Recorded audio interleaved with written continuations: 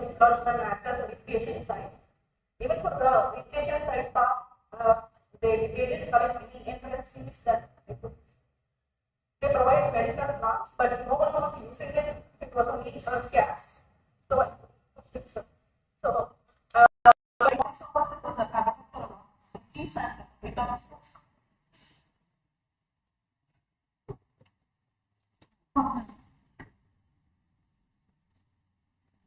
No, please.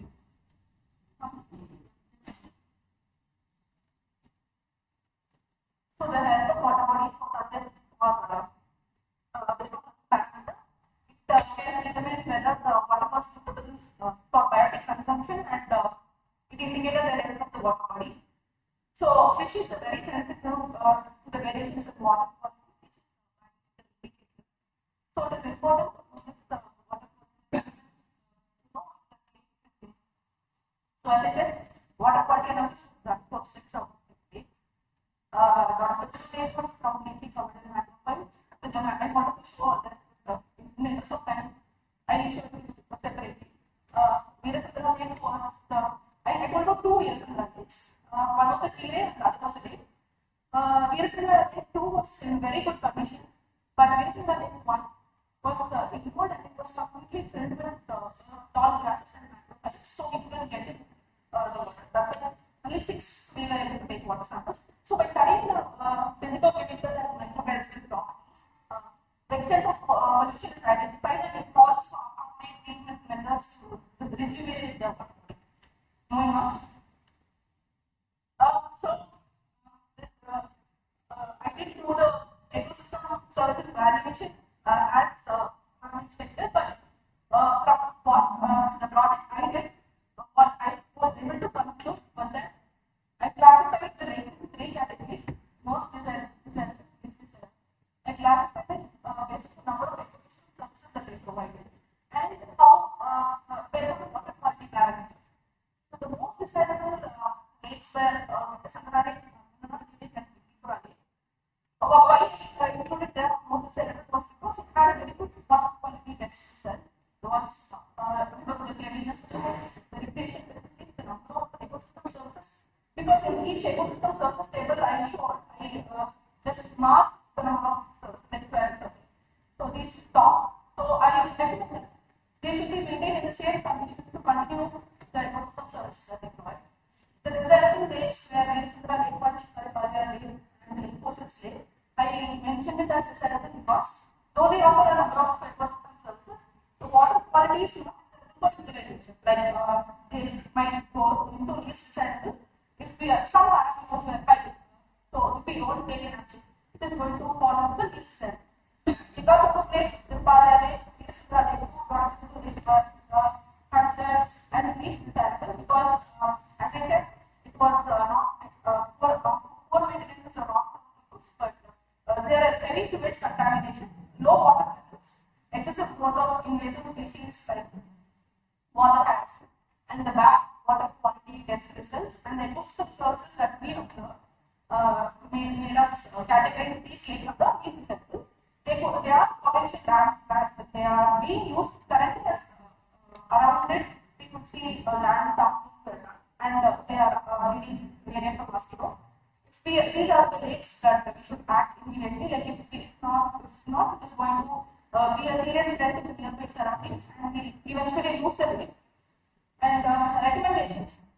After this whole project, what I recommend is that the lakes that were adopted by companies as a part of the CSR activity, they were in a better state. I won't say they are in a better state or they are as good now, but they were in a better state than those which were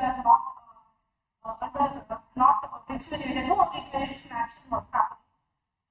And so the next thing, like something I used to say in the beginning of the class, you should not try to avoid buying your partners. I saw that because when a lake is there, in and around lake, the tall buildings are happening.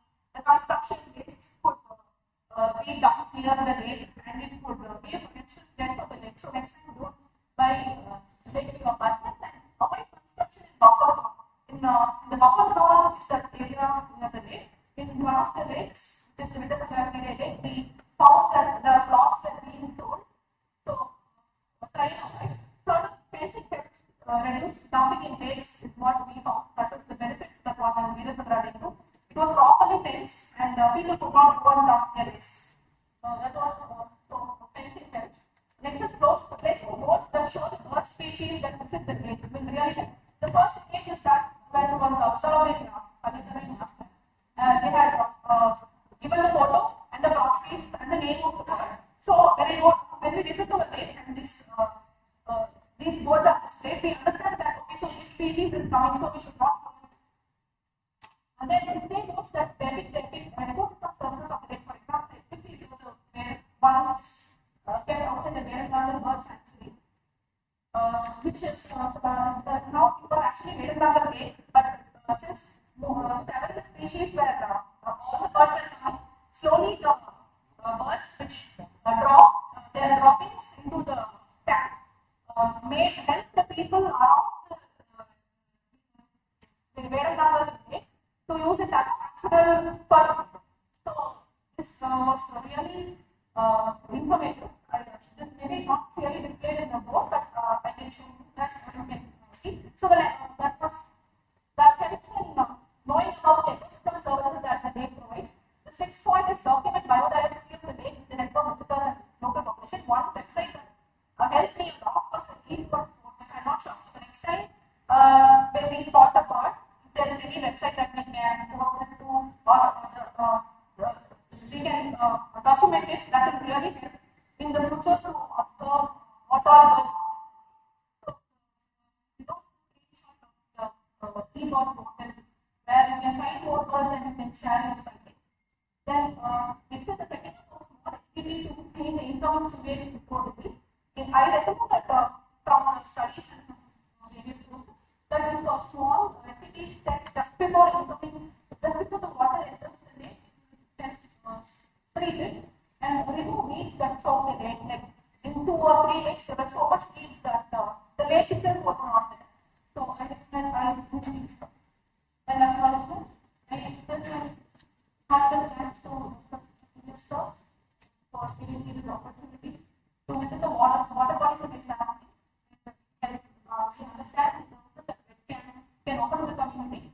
I express my gratitude for Sultan for the government for their constant support and guidance and clarifying my doubts.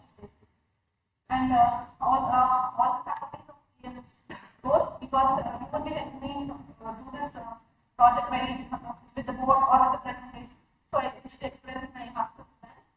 And I'd like to thank the because I am out of academic side for more than 6 years. I did not but she sat with me and gave me where I should go and how I should prepare the topic. I had no idea. No idea that it was because we had to get some function of exchange before we can learn about it. She guided me for that and she did it well. And I wish to thank all of you for visitors the site, helping with the example connection and helping me throughout. Actually, the image of water sample the water with this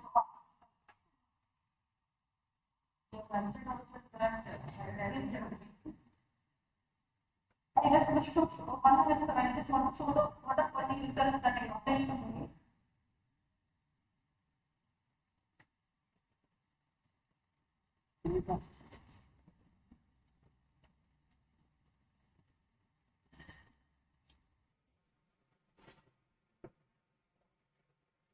So this was that eliminates the water quality.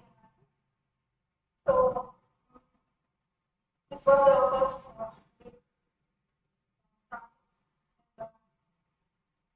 these are the results they gave. So the limit I gave to know from this and when I wanted to know what these were, the desired limits and all, this protocol is there now. IISC 30385 part of that. You can go to the internet, type this, you will get a document. It is the government document which has more details about what is a pH, what methods they use to do this analysis, different methods. That is all is completely listed. And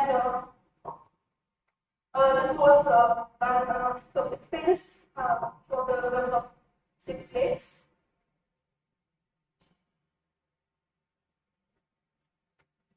And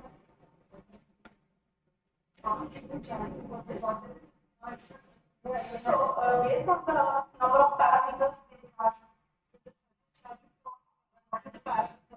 number of parameters we are. So this last they have.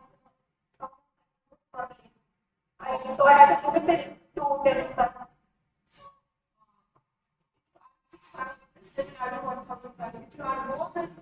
Yes, so they standard 10 to 12 parameters. We will give it to top. They ask me what parameters do you want. From the literature, select the basic engagement. Because there are so much parameters for specific, but I thought it was generally what comes first. That these parameters come to control. So I went with them. So we just ask the total how much they will charge. I'm not sure. I can tell you. Not they're giving you some calculation.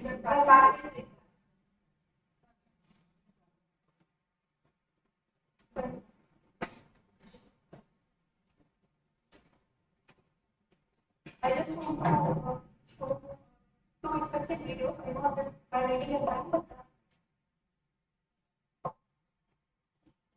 we won't take this is Wow. This is a sight of a water snake catching a fish.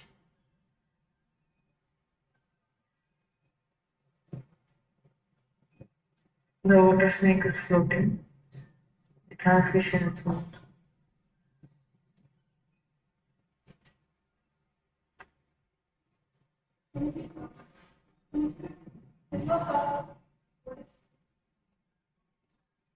We can see another snake.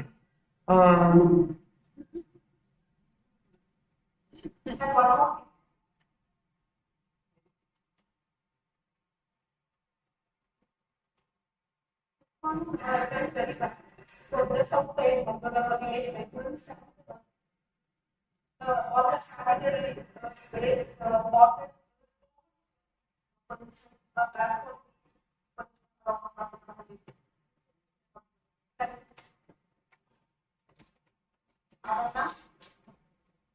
Not relevant to the project. No, but just different minds. Okay.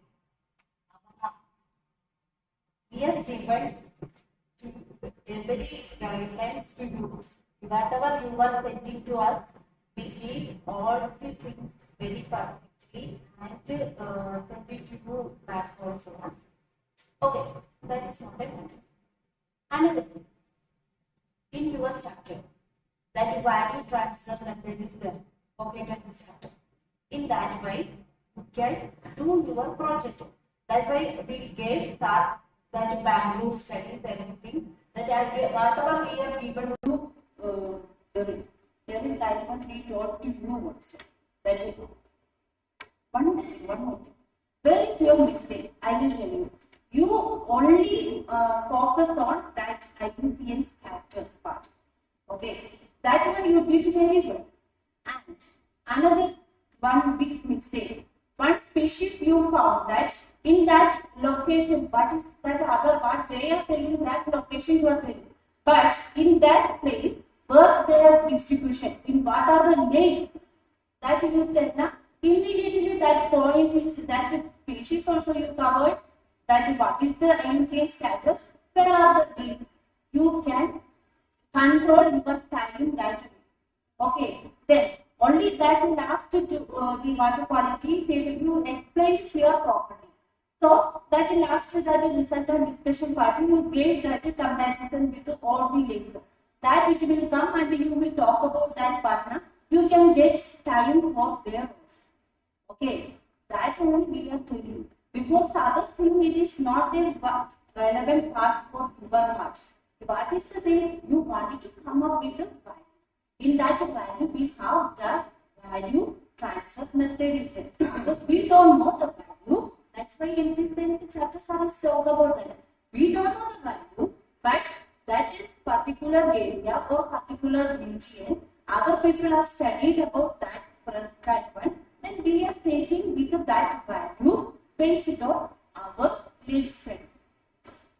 Understood?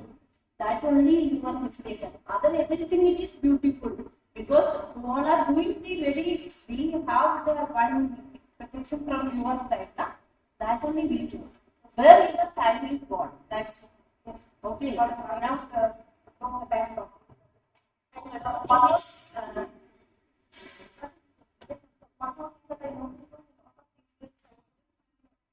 any internet lessons also apart from the map only helps me to know what it is in the when I had report against the only if I get it the area of it only then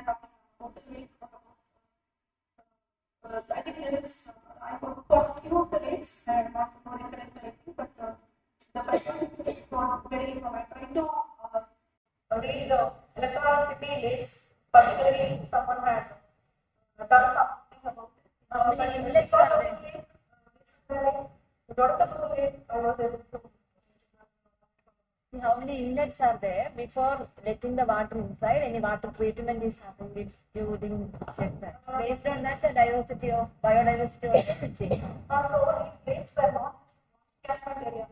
The lakes were divided into documents. One side was one of the documents. I think that maybe even one part of the lake is polluted, the other maybe that is the different. I don't know, but why the lake was divided into different like Chicago. No, the rejuvenated lake we can see, definitely it will be there. Rejuvenated one, it will be there. The inlet and outlet,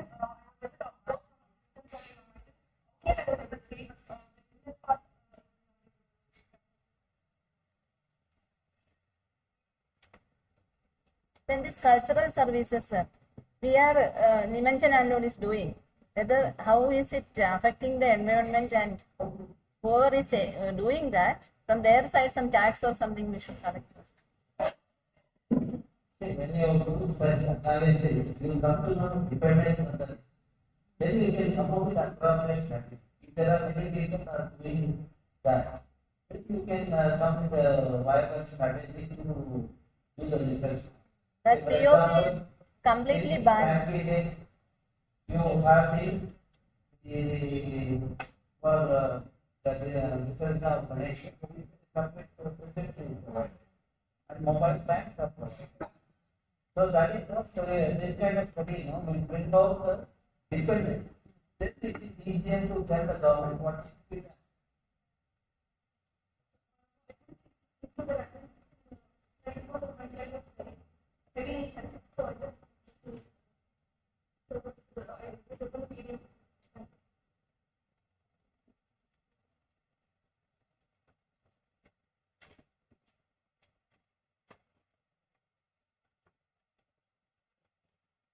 Okay, everyone, thanks. Good job. Okay, you have put it apart. One small component you have made it. You have read that paper, then you would have implemented it. It won't take more than a day to implement. You please know your friends and it. Okay, here is the next person. Parna. Okay, sunrise right now. Okay, we'll take a break, have tea and come back. By the time, if she has not come, what about Rajesh? I will check. No, I don't know, sir. I have to check the Okay, message. check whether she is ready. She is not picking the call. There is no one at home. My husband yesterday he responded. Today he sent me message. Yesterday I told please go and do blood checkup. Yesterday vomited it seems, and today morning again headache is there. So I don't think she will be in a position to present. Whether she can do online. That is That only many times I message.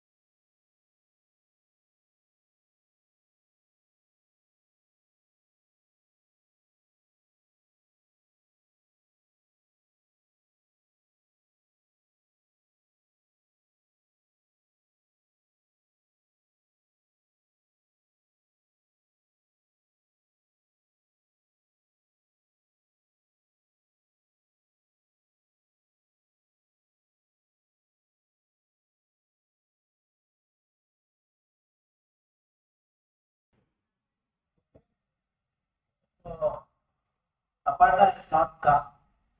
So Sincere and Sulabha's presentations are there. Huh? He will take now, then he will take 3 hours. But it won't take 15 hours.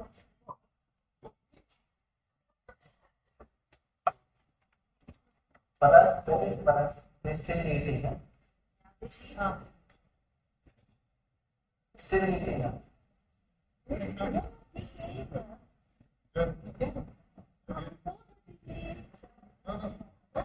Again he went on. Going for extra. Ask him his presentation now.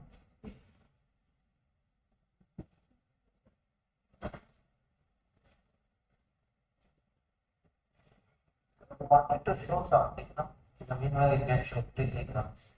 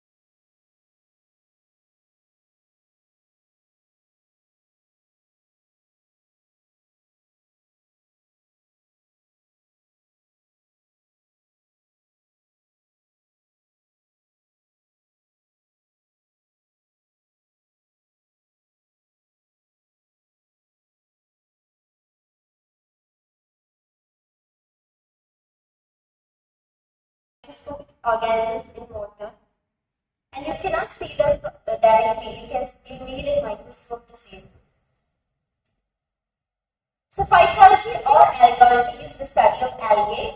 So the word phycology in Greek, phycos means seaweed. So seaweed is macroalgae. So algae, there are two types, microalgae and macroalgae. So I am mainly dealing with microalgae. So this is how algae looks like under the microscope. So the history of algae. So earlier, mostly of us using one. So about 3.5 billion years ago, it is algae mainly belonging to cyanobacteria that evolved first.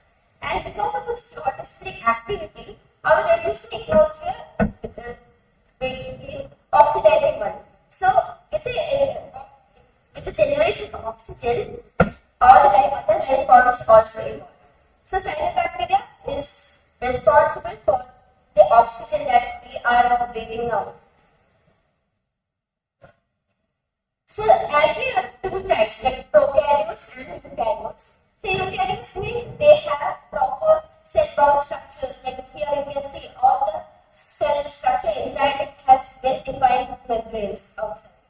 Whereas in prokaryote, they lack membrane-bound organelles. Then algae are microscopic or macroscopic, ranging from unicellular to multicellular forms. It can be single cell forms, it can be multi-cell forms.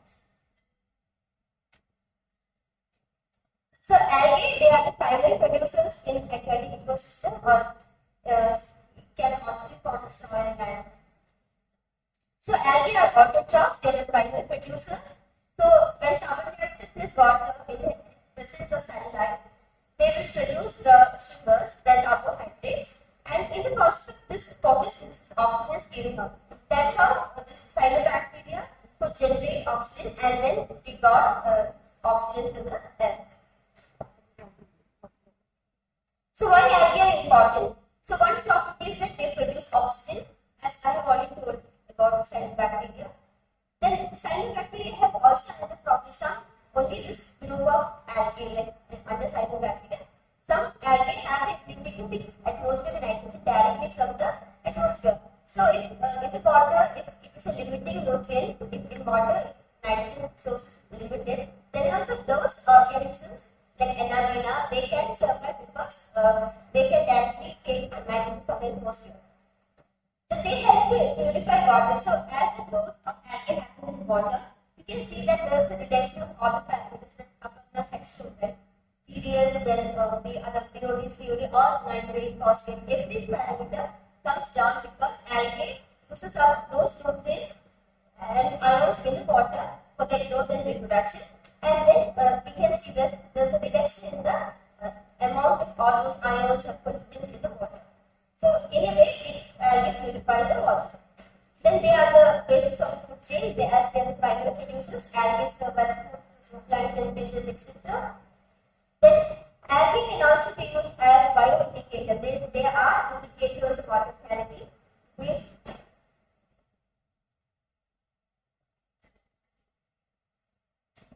they are indicators of water quality because some species of algae they thrive only in polluted ways.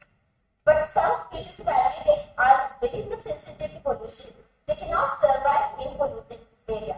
So like we're seeing the composition and structure of the and diversity of this microalgae, we can understand whether a lake is polluted or not. Then go to algae. Algae can be found in marine habitats that twice I told you as seaweeds or phytoplankton. Seaweeds, they are macroalgae and phytoplankton are microscopic algae. Then they can be found in freshwater habitats such as phytoplankton can be seen in streams, rivers, lakes, ponds. Then algae can also be found in terrestrial habitats like they can be attached to stone walls, tree bark, leaves, lichens or snow. So mostly these terrestrial habitat algae, since they are attached to stones and all that, mostly we can see a composition of filamentous forms, long filamentous forms. So algae need various elements as micronutrients and macronutrients to photosynthesize. So macronutrients required are carbon, hydrogen, oxygen, nitrogen, phosphorus, sulfur, potassium, magnesium is here. Then micronutrients that helps in their growth are iron, manganese, copper, calcium, zinc, molybdenum, vanillin. So how we collect algae from this? So you can see here, since the holding plankton net, this is a plankton net. So according to the answer data 2006, about 50 liters of water need to be poured through this plankton net. Then we will get the maximum diversity of algae. Okay. So at this end of this plankton net, there's a tube. So in that tube, all the algae will be collected, and that algae will have to transfer to another sterile container, then take it to the laboratory, and then look under the microscope. Since in our laboratory, sir has provided us microscope with a camera, so we can take pictures of the algae as well as we can also take the videos of the algae. So algae structure, how we can identify? So algae have different forms. Like it can be unicellular forms. So here you can see unicellular forms, they are motile and non-motile forms are there. Motile forms, they can move quickly because they have flagella. So the species of clavidian mollusks, they have flagella. So they are motile. So non-motile forms, examples chlorella. Then they can be photovoltaic, like Jasper and Bulldogs. Then coenoderm means they have definite number of cells in their structure. So this Sphalerina, it has about 16 cells in their structure, and this Eudorina has 32 cells in the structure. So they have definite number of cells in their structure. Then filamentous form, which is usually seen on attachment walls, terrestrial habitat forms, they will be filamentous. So filamentous are also of two types. Simple form, it can be like simple single stranded form, and it can be branch forms also, like Cladophora. Then dendroid, the tree-like algae are also present.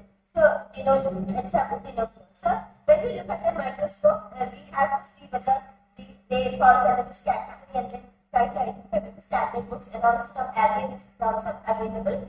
You can refer to that and identify. So, in our biology days, commonly found algae foods are considered diets.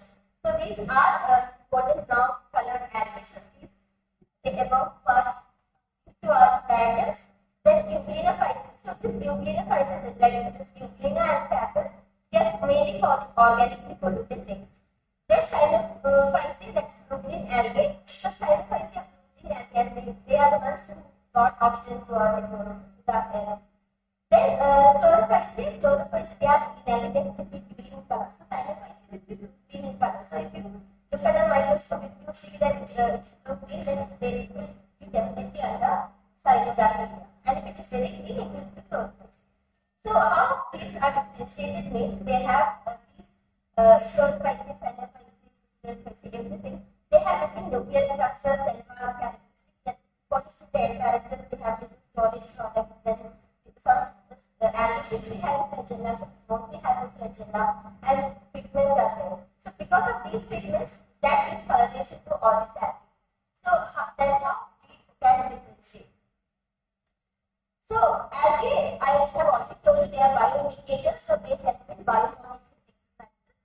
So why they are helping in biomonitoring is that they help to help us to understand water quality, because they need all those nutrients for their growth. Then they have rapid production rate, and they have very short life cycle. So if we see that a water is polluted, then only specific type of algae will be there. And if seeing the composition, so I have shown you Euglena and Cactus, they are found only in organically polluted things.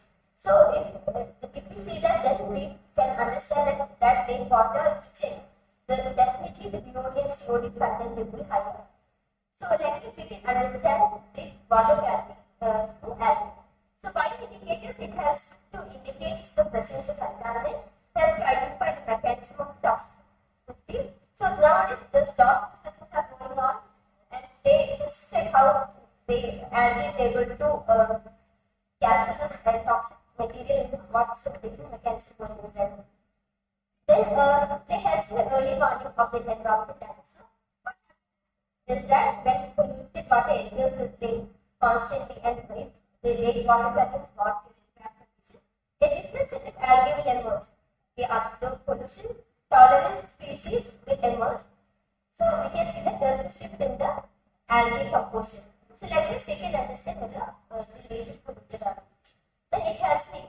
this assessment. So I have shown some pictures like algae as indicators of pH. So in pH water, we can find these type of algae like oscillator, venoster, analina, then euglena, spirulina, pH chlorine, etc.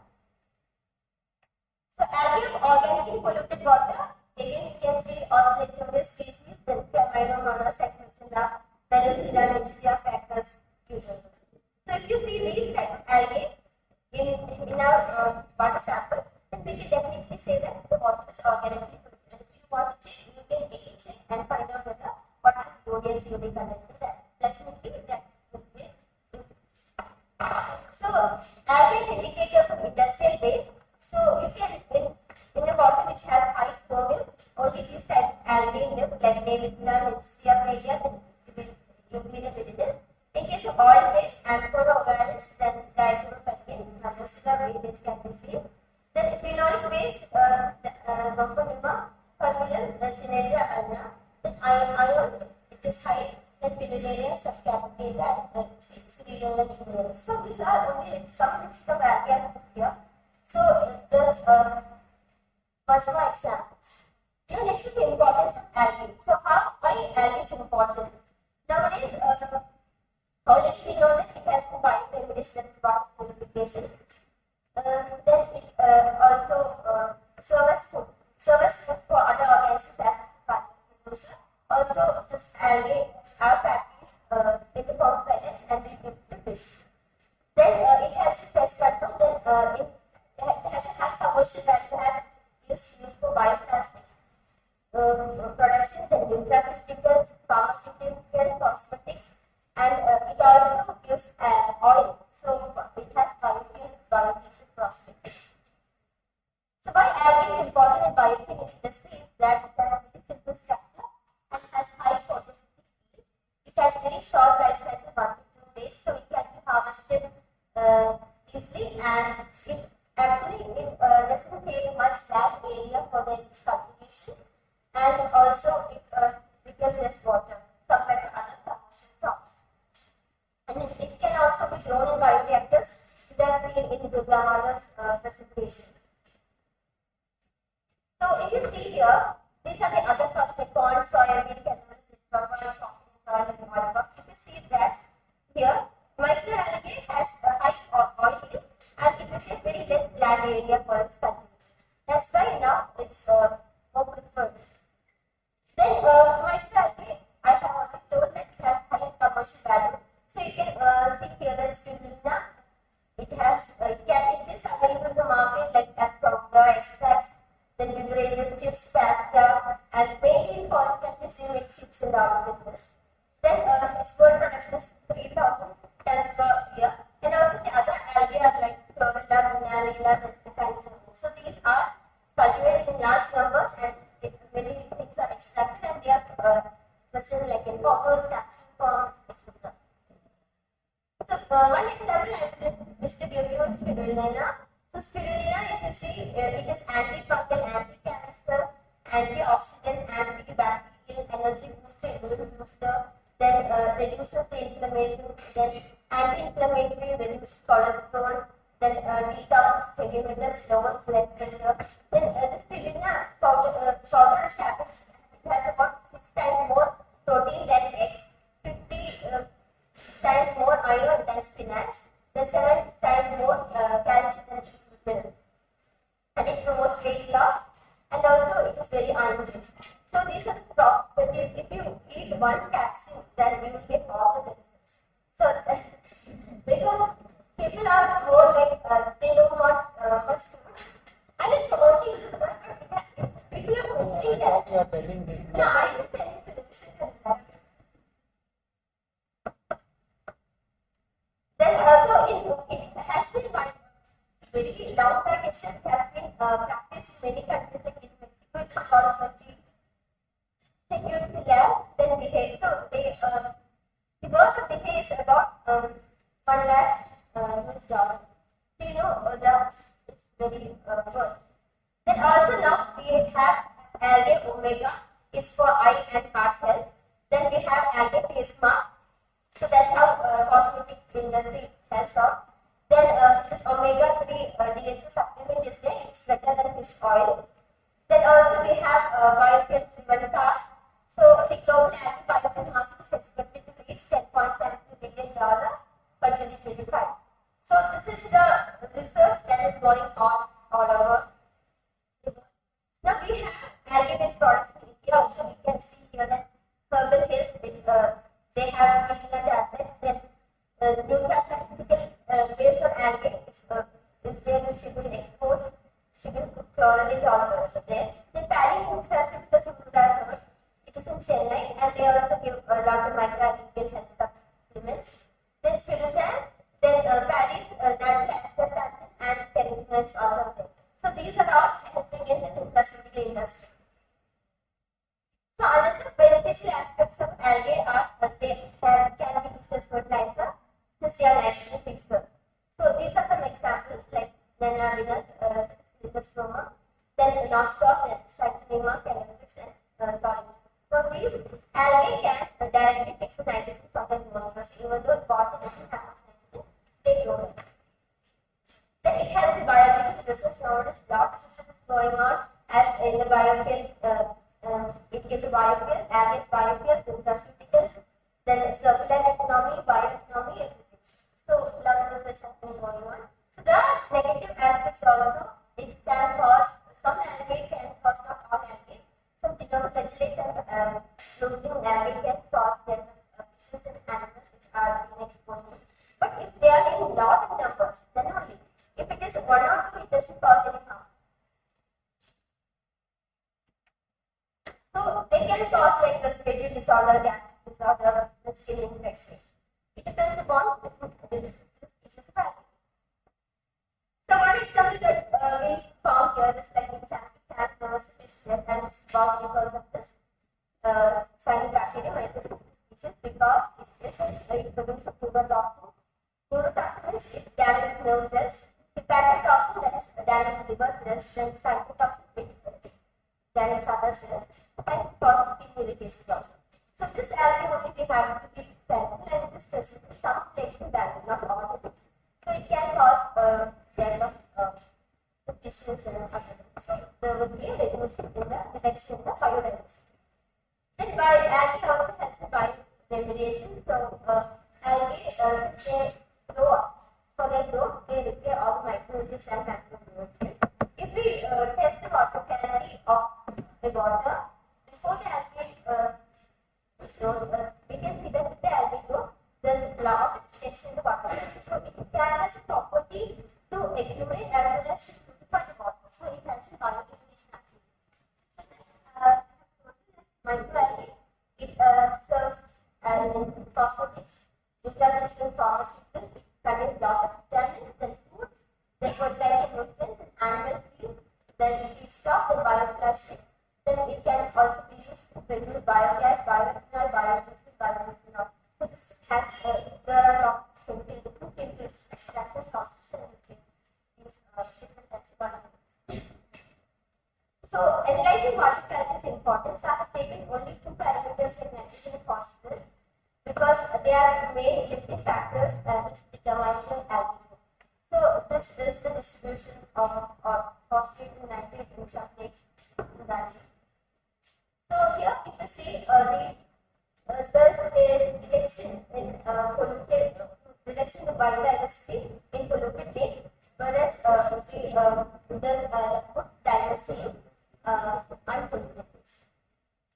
So algae, they also provide various ecosystem services like provision service, that includes food, then feed, biofuel, biofertilizer, biochemical, medicine, genetic resources.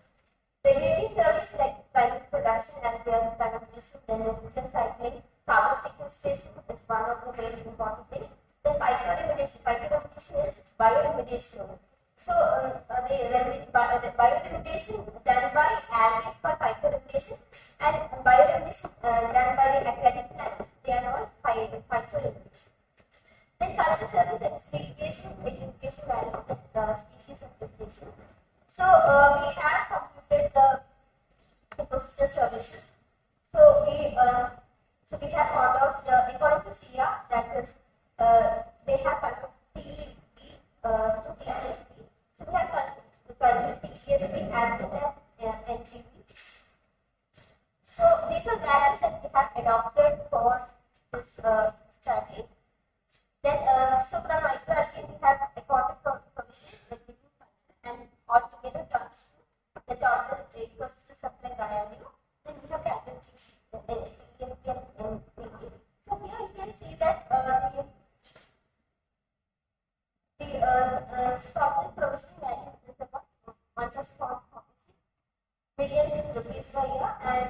accumulating is 3,576 million rupees per year and also 575 million rupees per year. And NPV was about 144 million rupees. Then we have monitored and IISC monitored both days in Bangalore. So now we have data about 177 days and we have tried to put it in the platform. So this is my algae part, micro algae spatial distributed support system. So in that we have for algae, the attributes that we have given is like family, kingdom, then family, kingdom, order, class, phylum, and pet. Then we have shown the protein, carbohydrate, lipid. Then ecological status, like it's used to study ecological and economic importance. Then we have given the each and every description of the algae species, how to identify it, and the links those microalgae has been formed.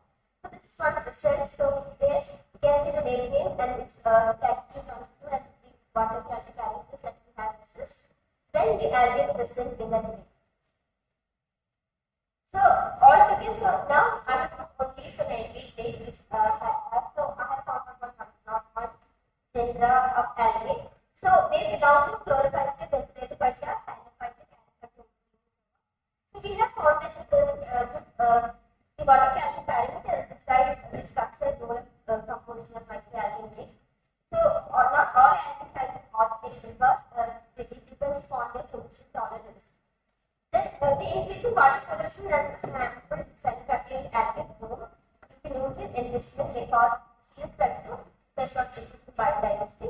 So recommendations I wish to give is water quality monitoring and management of lakes at regular time intervals are necessary.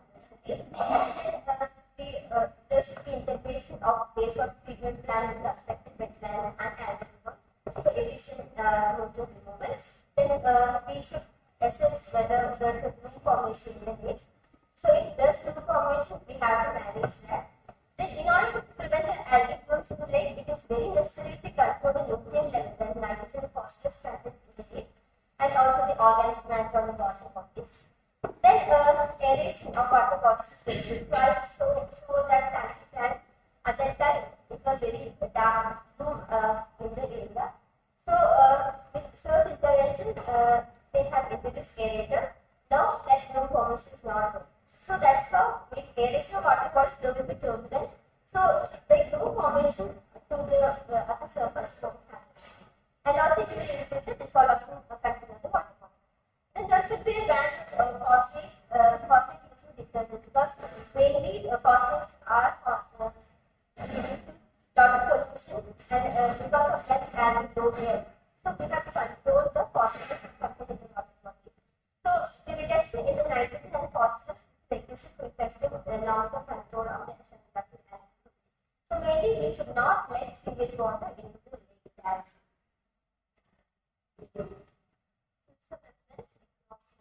So I wish to say save lakes and its biodiversity, ensure clean water, air, soil flow.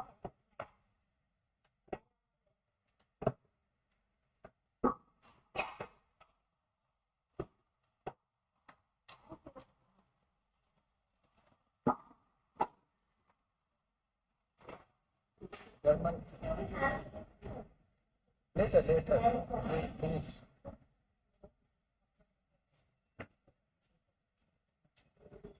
You said you need 1 hour and half an hour, 25 minutes.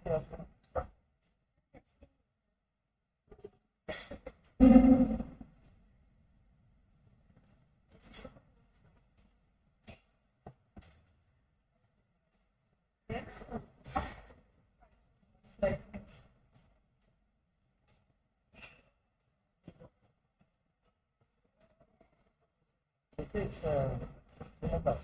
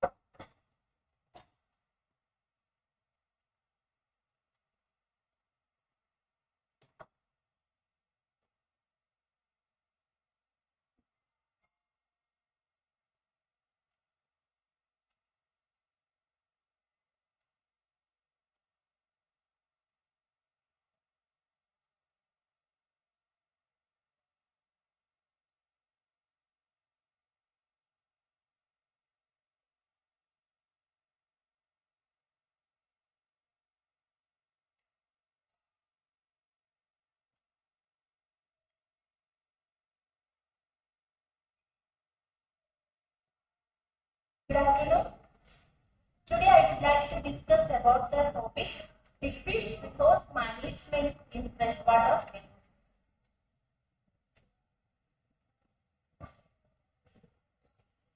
मत्स्यरूपाय विष्णुदेवाय प्रलयपयोधिच देवदेवाय ओम नमो भगवते मत्स्यदेवाय.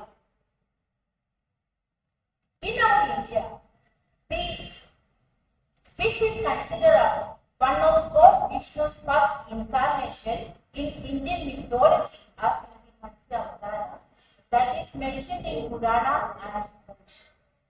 So, here the Lord Vishnu have saved the first human, that is Manu, on earth by informing him of the plagues that were to come. So, our India, the local worship of the fish god is the key drive for conservation and conservation at various lakes in India, where the fish are fed regularly by local people and then first one is the general concept of fish. The etiology. This word came from Greek. That ichthys or ichthys, that means fish, and logos means study.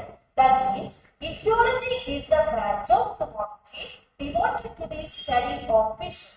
We have three groups of fishes. First of all, the bony fish, then cartilaginous fish, and jovialous fish. In the jovialous fish, we will call it as a apna.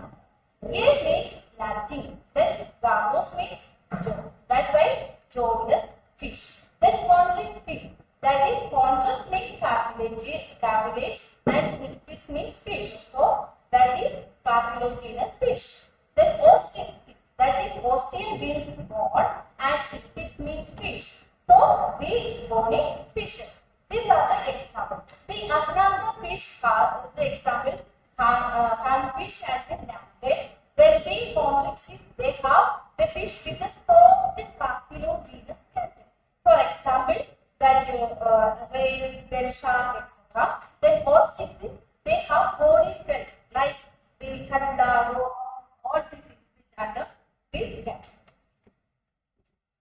Then, in our world, about 21,740 fish species. In that, 11.72% found in Indian water. That means we have 2,719 fish species. In marine fishes, like that is 1,808. Then freshwater fishes 994. Actually, in our globally, that is 450 families of freshwater fish. In that, 40 are represented in India, that is warm freshwater species.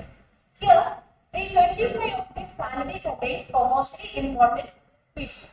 For example, the Bagarius, Catla, Chana marulius, Chana mundatus, Chana striatus, then Silpinus regala, then Caglius batrachus, then Vitiro sportly, etc.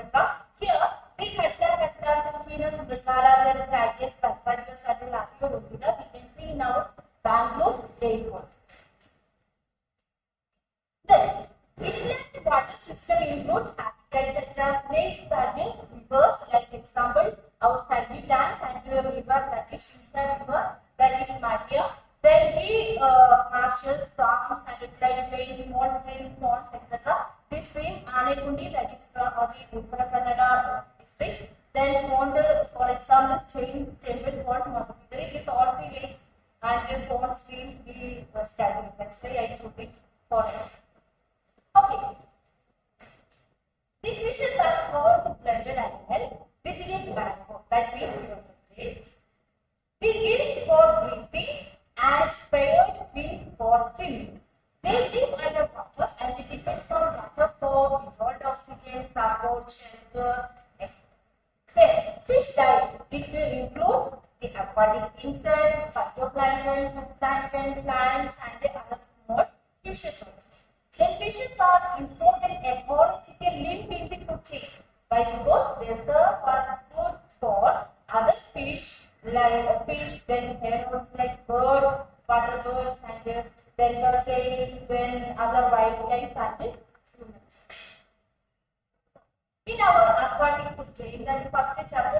talk about that in food chain aquatic. In our aquatic food chain, based on our fish, what is going, we can check what is the. Okay, in aquatic food chain, we can divide it as our fish, bellivorous fish, then planktivorous fish, and piscivorous fish. These are the three types of fishes. Then, bellivorous fish, but their name itself it is there. Bellivorous fish, we can see in the bottom of any part. Then, what they will do? They will take the degraded organic matter, then mud, etc. So they will go and disturb that soil matter. Then what happens? The nutrients like the NNP, that which will release into the water column. Then our microalgae, what's after I talk about that? That microalgae will take these nutrients and they will make their own food and they will give that food to others, like the our zooplankton. So then the planktivorous fish, why we will call it as a planktivorous? Like because they are taking the planktons like the zooplankton and the phytoplankton. So planktivorous fish will eat this the zooplankton and the phytoplankton. Then piscivorous fish, but that what is why we call it as a piscivorous? Like because this small planktivorous fish, they will eat this. The piscivorous fish will eat this small planktivorous fish. This is our aquatic chain based on the fish. Then food and feeding habitat of fish. The feeding habitat of fish differ from species to species. That means we have different categories. Four categories are first one is herbivorous, then carnivore, then omnivore, and nutritivore. The herbivore that we know as they will eat plants. So plants are the main food. Then the carnivores they will eat animals. Then omnivores they will go both plants and animals. Then detritivorous they will eat vegetables like organic matter, degraded plant species and all. Then in this figure we talk about, we know that we have two types of food. One is plant and one is animal. Then another thing we know that the herbivorous, then omnivorous and the carnivorous. Then feeding habit based, we feed fishes also we are considered as we will call it as different names. Okay. In the first one, the plants like in our aquatic ecosystem we have microalgae, that means our microplankton, then filamentous algae, then the macrophyte are also is there. Then the animals like we have zooplankton. Zooplankton also different category. Herbivores, Cladophora and Rotifera. Rotifera is very small. Okay. Then the another animals like worms, insects, larvae, snails. Then in the upper part it will come then the fish, frogs, insect, all. Okay. Then we can come to the first one, the phytoplankton feeders. They are under phytoplankton, that means they are under the herbivore. Then for example silver, they will eat small microalgae species. Okay, that's why we can call it as a phytoplankton feeder. Then plant feeders, that is grass carp. Their name itself it is their grass carp. They will eat plants like grass, macrophytes, then some bigger that she talk about that is filamentous algae. That they will eat. Then zooplankton feeders, that is big head carp. Their the head is little bit big, that's why I started. Okay. Then the bottom feeders, that is common carp, they will eat mainly big worms, insect, larvae, snails. Then they will eat whatever food availability they will eat, because they are under omnivorous. They will eat the plants, they will eat the animals. Then predators, that is carnivores. They will only eat small fish, frog, insects, or so the African catfish and all, it is very difficult for in our water body. They are there, then our native species will disappear. Okay, that's why this is for example the African catfish. They are under the farm. Then, based on their food habit, their mouth also different. Okay, in this, that way we can call it as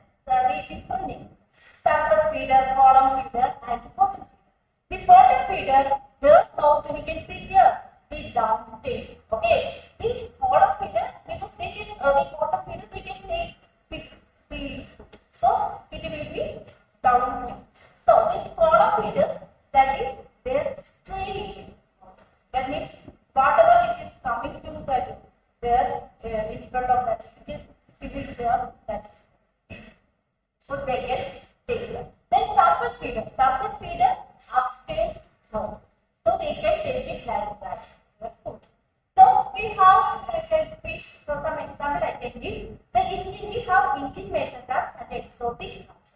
Indian major crops like katta, rohu, nagara. Then exotic crops that is grass carp, silver carp, and common carp. These are the examples for surface feeder, bottom feeder, and bottom feeder. Next, fish collection and identification. For fish collection, we can use the broad gill net of the different net sectors. This is the gill net, then trap net, cast net, then hook and line, cage trap, and the these are the things we are using with the help of fish. Then some we can identify in the field. Then unidentified species, what we can do, that is preserve significant percentage for money solution, and we can keep it in our laboratory, and we can identify with the key keys from standard literature, that is TVRAMACHANDRA, Nelson, or Fish also. Then here, how we can identify that the fishes can be identified up to the species level by their natural color, then pattern of scale, fins, mouth pattern, then paired and unpaired fins, then body part. I will give some example. This is our because this is their mouth. We can see this is the mouth, then this is the eye, then they have different type of fins. This is dorsal fin, caudal fin, anal fin, and pelvic fin, and the pectoral fin. Then another thing, the dorsal fin or the anal fin. This place is very soft. We will touch it, very soft. But some species have this spines that is very sharp, and thereby they are means they will use this one for heat defense. Okay. Then this is the female and male. Then this scientific classification means we wanted to know the kingdom, phylum, class, order, genus, and species level. This is the classification. We are just giving the Oreochromis niloticus, that is firstly for families, relate and genus Oreochromis, and species Oreochromis niloticus. Then what is ecosystem? What is ecosystem? Ecosystem is a dynamic complex of plant, animal, and microorganism communities and the non-living environment interacting as a functional unit. That means everything which will be included in our ecosystem. So the ecosystem services are the contribution of ecosystem to the benefit that are used in economic and other human activities. That means we will get from benefits like goods and then another thing, services. You please understand what is the importance for the ecosystem service valuation. Why? Because these benefits are the goods and services are ultimately used and enjoyed by people and society. That means we are the end users. So we need good water, we need good air, or we need good soil. Then we have to protect our.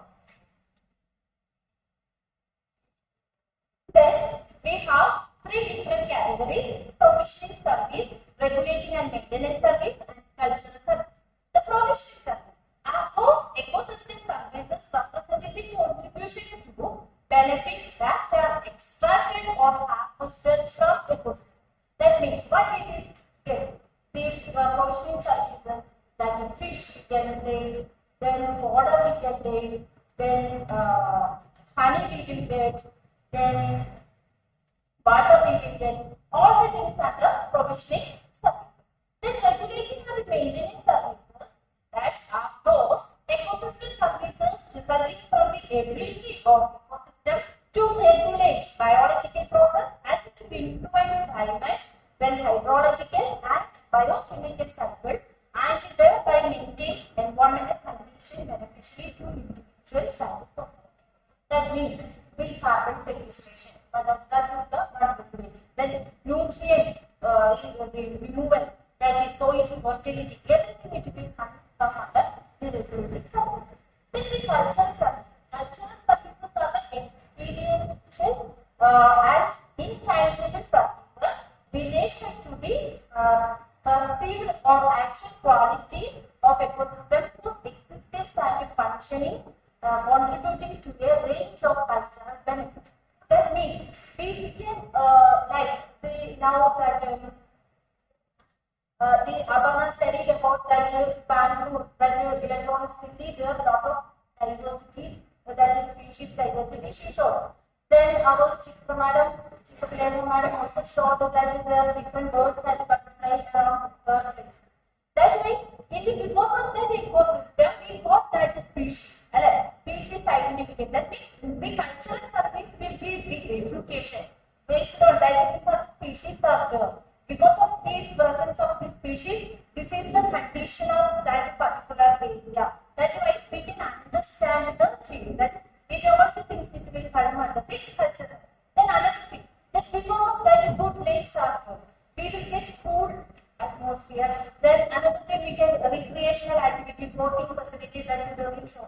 This all under coming under the cultural services. Then the ecosystem services provided. The fishes provided some ecosystem service. That is, the fisheries sector contribute to the national income, export, food, and the nutritional security and the employment generation. It is the principal source of livelihood for the large section of populations of our country. Here, this is one example. I am just giving the ecosystem services from the wetland, the provisioning services. We will get microalgae, macrophyte, fish, water, raw material, then genetic resources, then medicinal resources, ornamental resources, fuel food, then irrigation. We can use that water for irrigation. Then regulating services, we will get the climate regulation, then waste treatment, erosion prevention, flood control, habitat. We can see that this all fish, the birds, all the things they will get the habitat. Then groundwater recharge, carbon sequestration, etc. Then cultural services, the cultural services we can do the education purpose, then spiritual experience, information for the community development, etc. Then the fishes are the major sources of polyunsaturated fatty acids such as icosa, phenolic acid and docosa, hexanoic acid, which are essential for human. Another thing, the fisheries sector provide livelihood for several families in India, out in India, then in world also. In addition to food, fish constitute a valuable sources of protein, vitamins and minerals. This is in our Karnataka because the fish they are making fish vada, then fish cutlet, then fish chutney, then fish seva. These all the things in our Karnataka we are making. Then, the Karnataka state has vast potential for fish production because here 6.13 lakh tons of fishes every year, both marine and the inland sector. Mainly in the inland sector, Katla, Bengalgala and Rohu, these are the species are there. Then the inland fisheries based in the district wise, Tumkur, Davangere, Shimoga, then Hassan, Mandya, then Bellary and Raichur district have relatively higher fish production than other districts. Then we have the Clavius, then Chana, Mustard Cephалus, Antelope, Mustard, etc. have these all are air breathing organs. They have the air breathing organs and they fetch good market value as then another thing, Pundius, Ampasis, then Nemachila species have ornamental value due to small size and bright color and are used as a fish. Actually, the water is polluted. Then what happened? That the size, the population will decrease. Then another thing, the color, because of this is the bald fish. That because of their color we are using as a ornament. Then water is polluted, then their color will also go bad. So that water is very important. Real water is very important for species. Then Bermudian species we are used as a lamivorous fish. We can control the movement. Then coming to the evaluation of services from fish in the case of which we have provisioning service, regulating service and a cultural service. Then we are using the benefit transfer method and the residual method.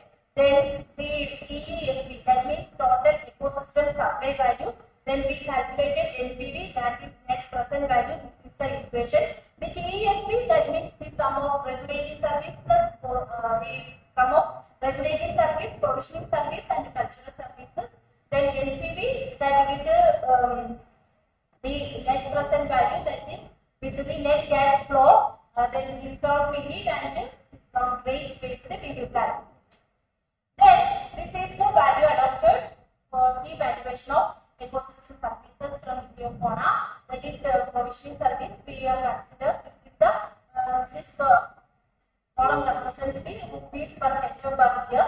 Then based on regulating service and the cultural service, these are the value we have taken.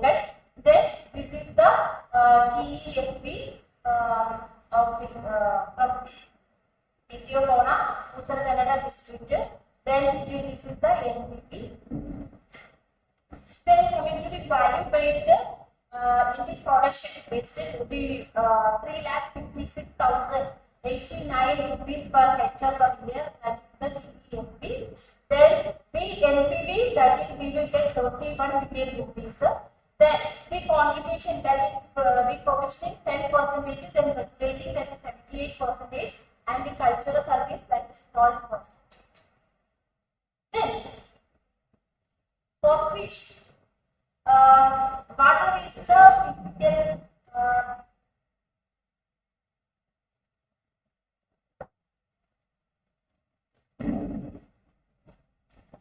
water is the physical support in which they carry out their life functions such as feeding, swimming, breathing, digestion, and all the things. That's why we, for fish, biotic and abiotic factor is very important. The biotic factors like we now drink water or we need river water, anything.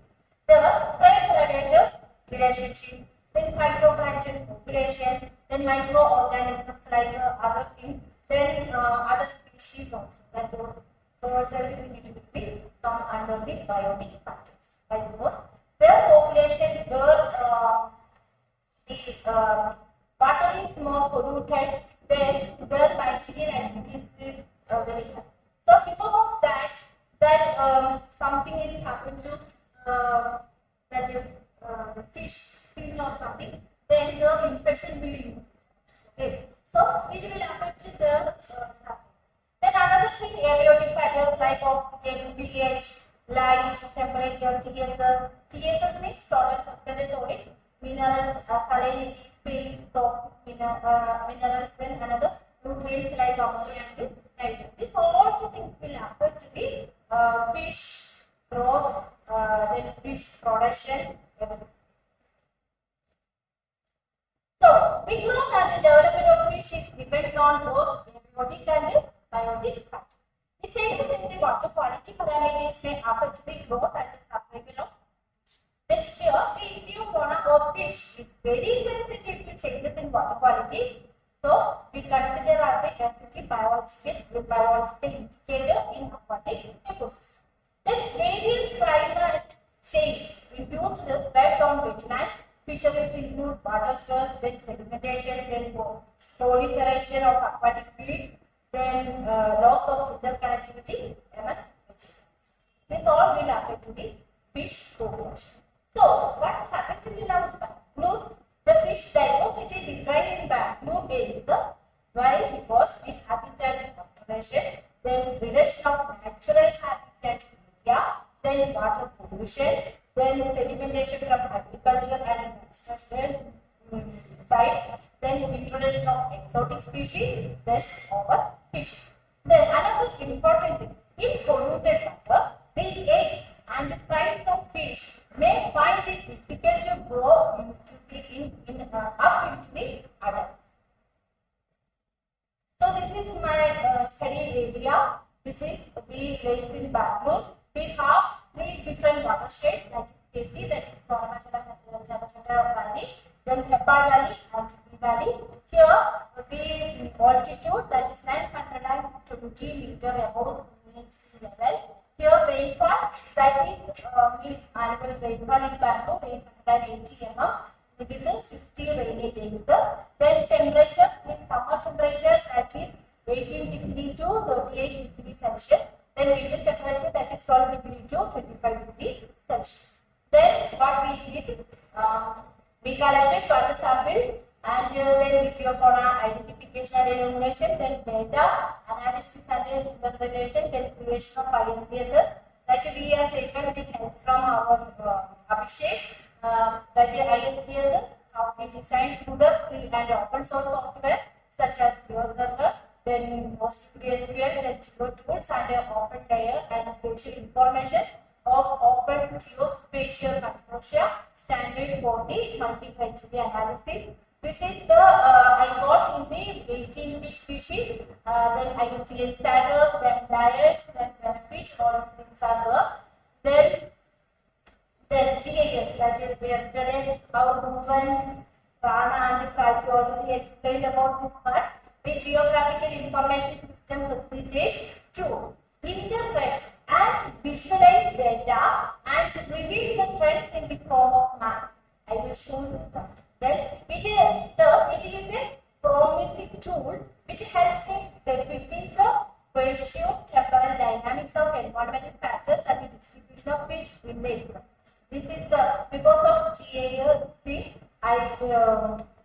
This is the family fish order with and this one is the fish family with the distribution based on all the names, what are the fish, what are the family based distribution. Then another thing, in my study I have found that the orders like uniform was the most dominated. Then I got 6 exotic species like the common carp, then grass carp, silver carp, then Oreoprotis mosaicus, tilapia. That is Oreoprotis niloticus, then the blue Japanese, Bosnia, reticulata, and the African catfish.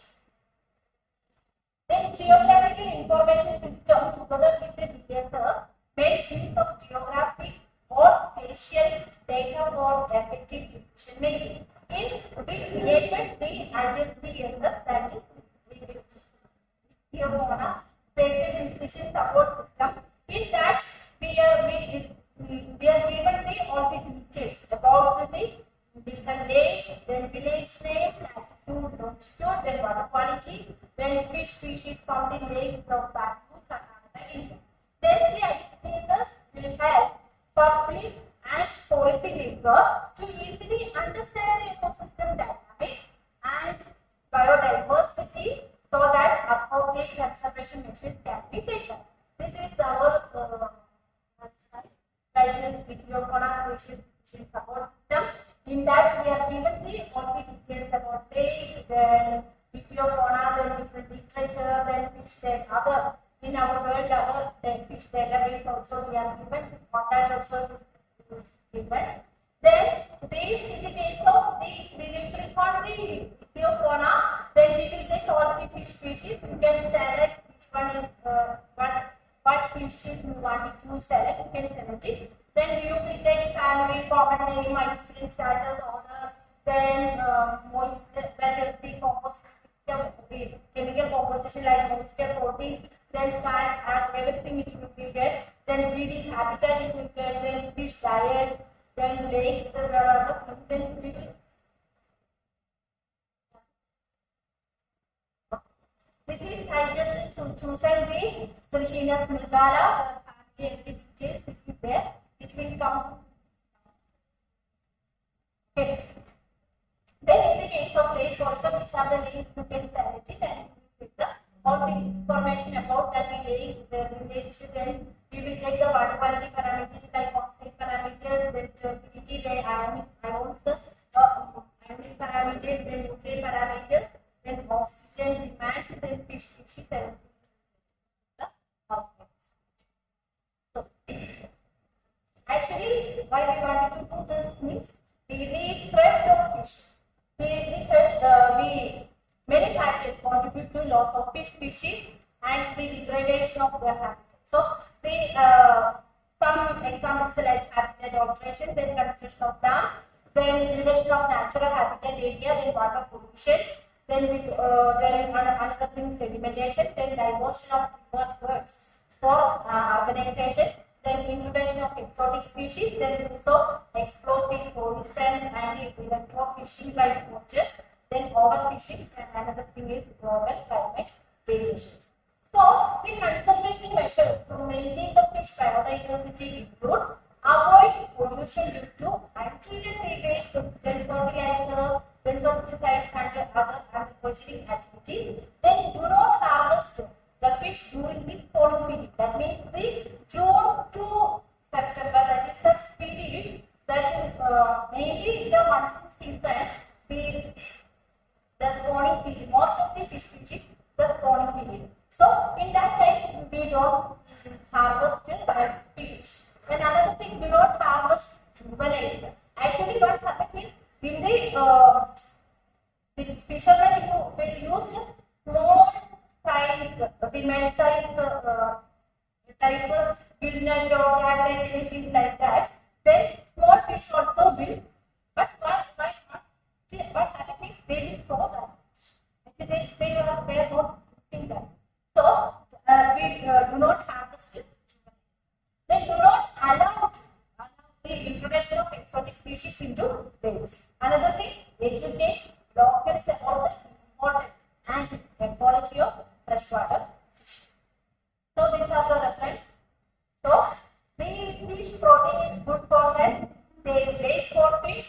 Do not pollute water. Thank you.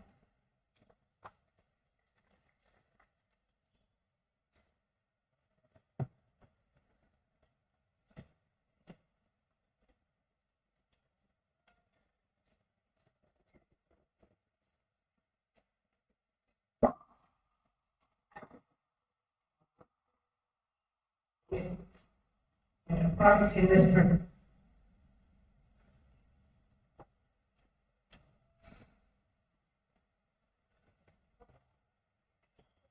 The investor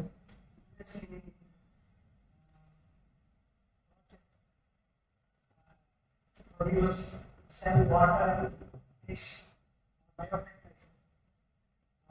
What may be is breaking it down.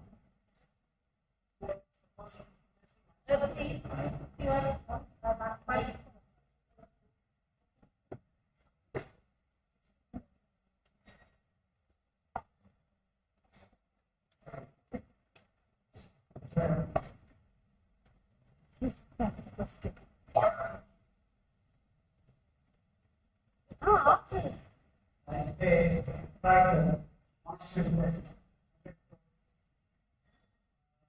Please make it for 5 years, 10 years. What happens? Then so, you want to enjoy first you give, then I am taking. Yeah.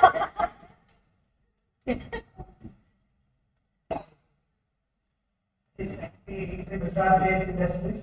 You must do something.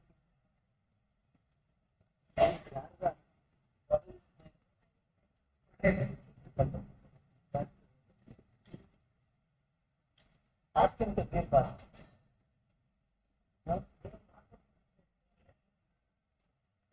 No, I use it for maintaining the baby kind of stuff. I give fish to him. Actually, very good water we can take within 2 years. We harvest it. We can based on different species, based on we can harvest it. If you don't have any treated water,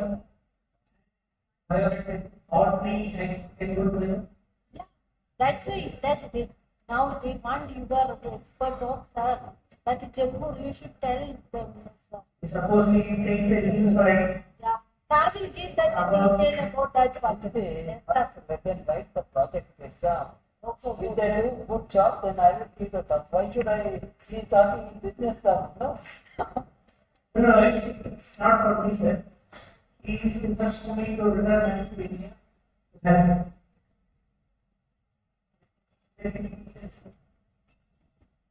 You take membership.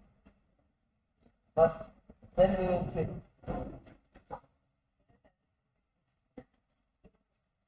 for me, I am the only employee or advisor for him. Dinesh is becoming a MD. He is good in managing. He manages only. He's good in managing investment. He did lot of investment in Gujarat and is having enough returns. Now his family has expanded. So he wants to start up something here in Ireland. No problem. We will show you. He can become a, by investing in crores, no, he can become a billionaire.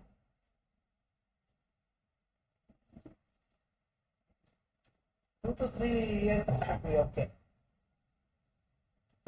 2 to 3 years. If he has a good system, 3 years. If there are Chantai fellows,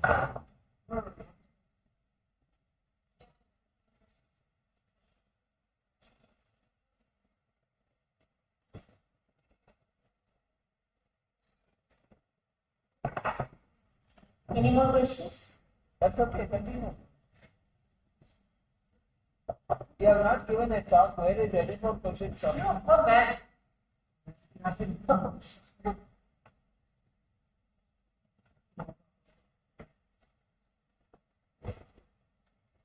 I should not talk to you in a very voice, no?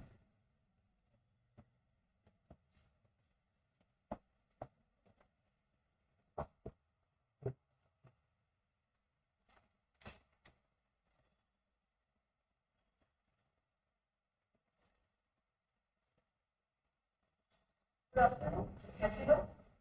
Everyone is awake, guys. Okay. Everyone awake? Yes. So now we have seen different kinds of species, from fishes to microorganisms in our different kind of landscapes. So how to manage those landscapes where this diverse kind of species presence is there? That I will be talking about today. And maybe I will try to solve some quote unquote some you should understand the IISC and random forest kind of thing. I will try to simplify this. So today I will be talking about landscape dynamics of a very small part along with path. So we know that landscape comprises of different kind of elements like biological, geological, meteorological, economic, social, environmental, all kinds of. The degradation of this landscape can be the main reason for our change in local and global climate change, and which can cause the change in the which has a major reason to change in the carbon emission. So this requires extensive management of the natural resources, and for that we need a good understanding of our landscape and how to manage them. To manage something, we need a mapping of that thing. To manage a particular building, you will need a map of that building. Otherwise, to in a emergency situation, you can't evacuate the people or you can take a step. So to do that, we have done the mapping of spatio-temporal changes in this Western Ghats region to quantify, monitor, and understand the landscape and to help in framing the policy. So we have used the combination of machine learning and digital information system, which has helped in the data processing and analysis. And also we have tried to do a modeling and prediction of the future scenario to show what will be the future situation if this thing goes on and if we try to protect the area. Okay. So our study region is Western Ghats.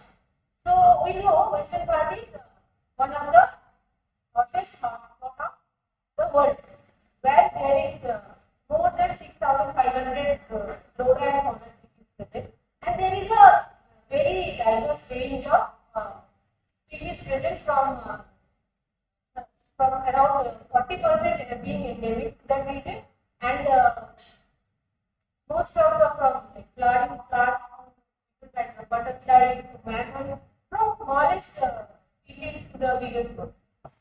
So it also is a major source of water for South India, which serves around 245 million people.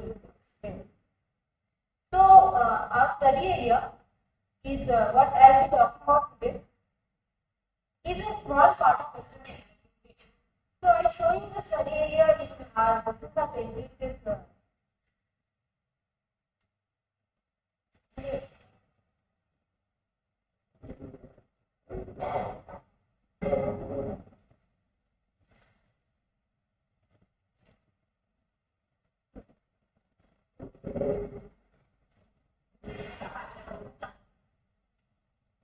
this is the study area. Because the Western Ghats is the Western Ghats.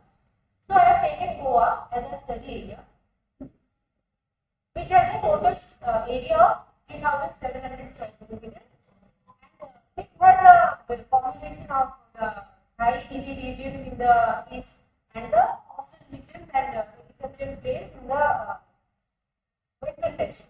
And there are many mangrove forests there in the extreme regions, but Bhuvan has talked about it is similar to that kind of thing, and also different kinds of there are 7 protected areas in that region. So it has a very diverse kind of landscape in that area, and that's why we have chosen this area to show you how to manage the area and what is the diverse landscape actually tells you. So the things I have used for this analysis are the sensor imagery that are from 1973 to 2005. Also, Landsat has a very Landsat has a spatial resolution of 30 meter, which means 30 meter by 30 meter area. It shows in a single pixel. So, this building and the next all will come in a single pixel.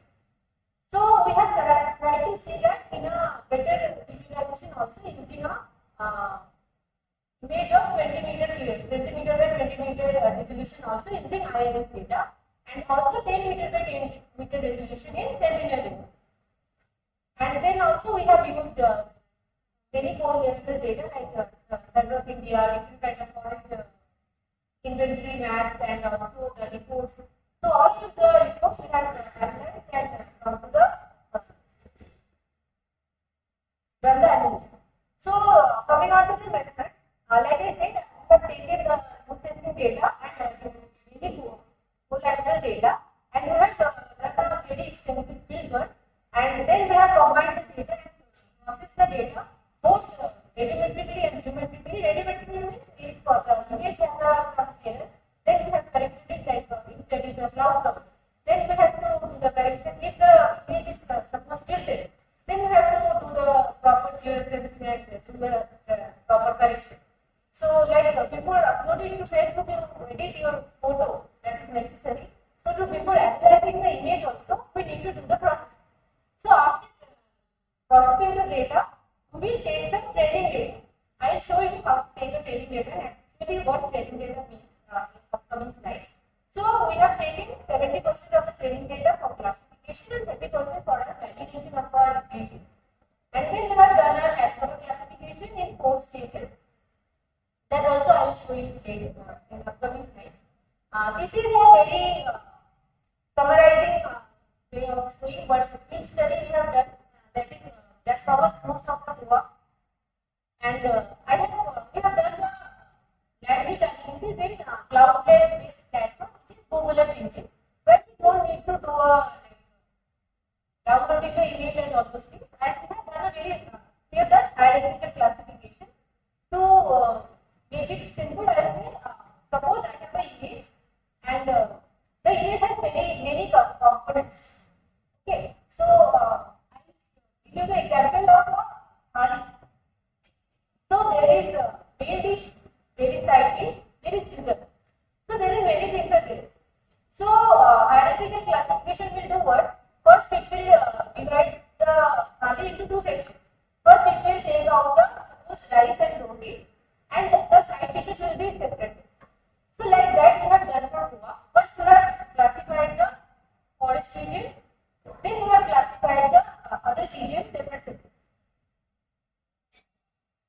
Like I said, we have used machine learning and machine learning techniques along with GIS in our analysis, which helps us to do the analysis in a very faster way than the previous what we used to do, like other classifiers.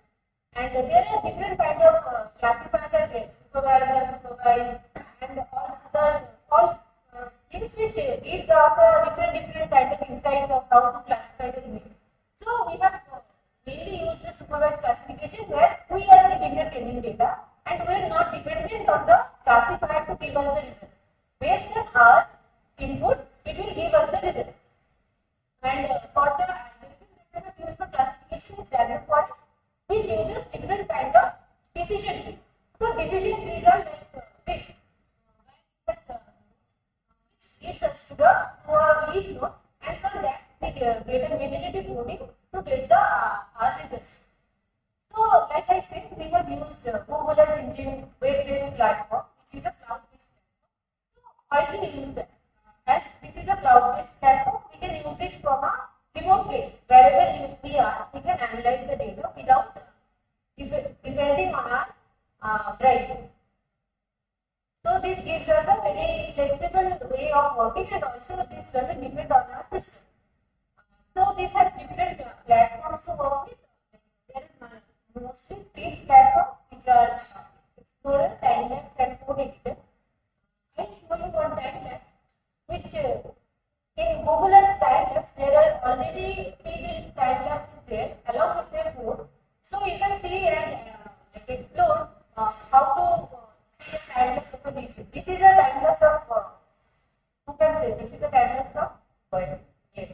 So we can see how the area has changed.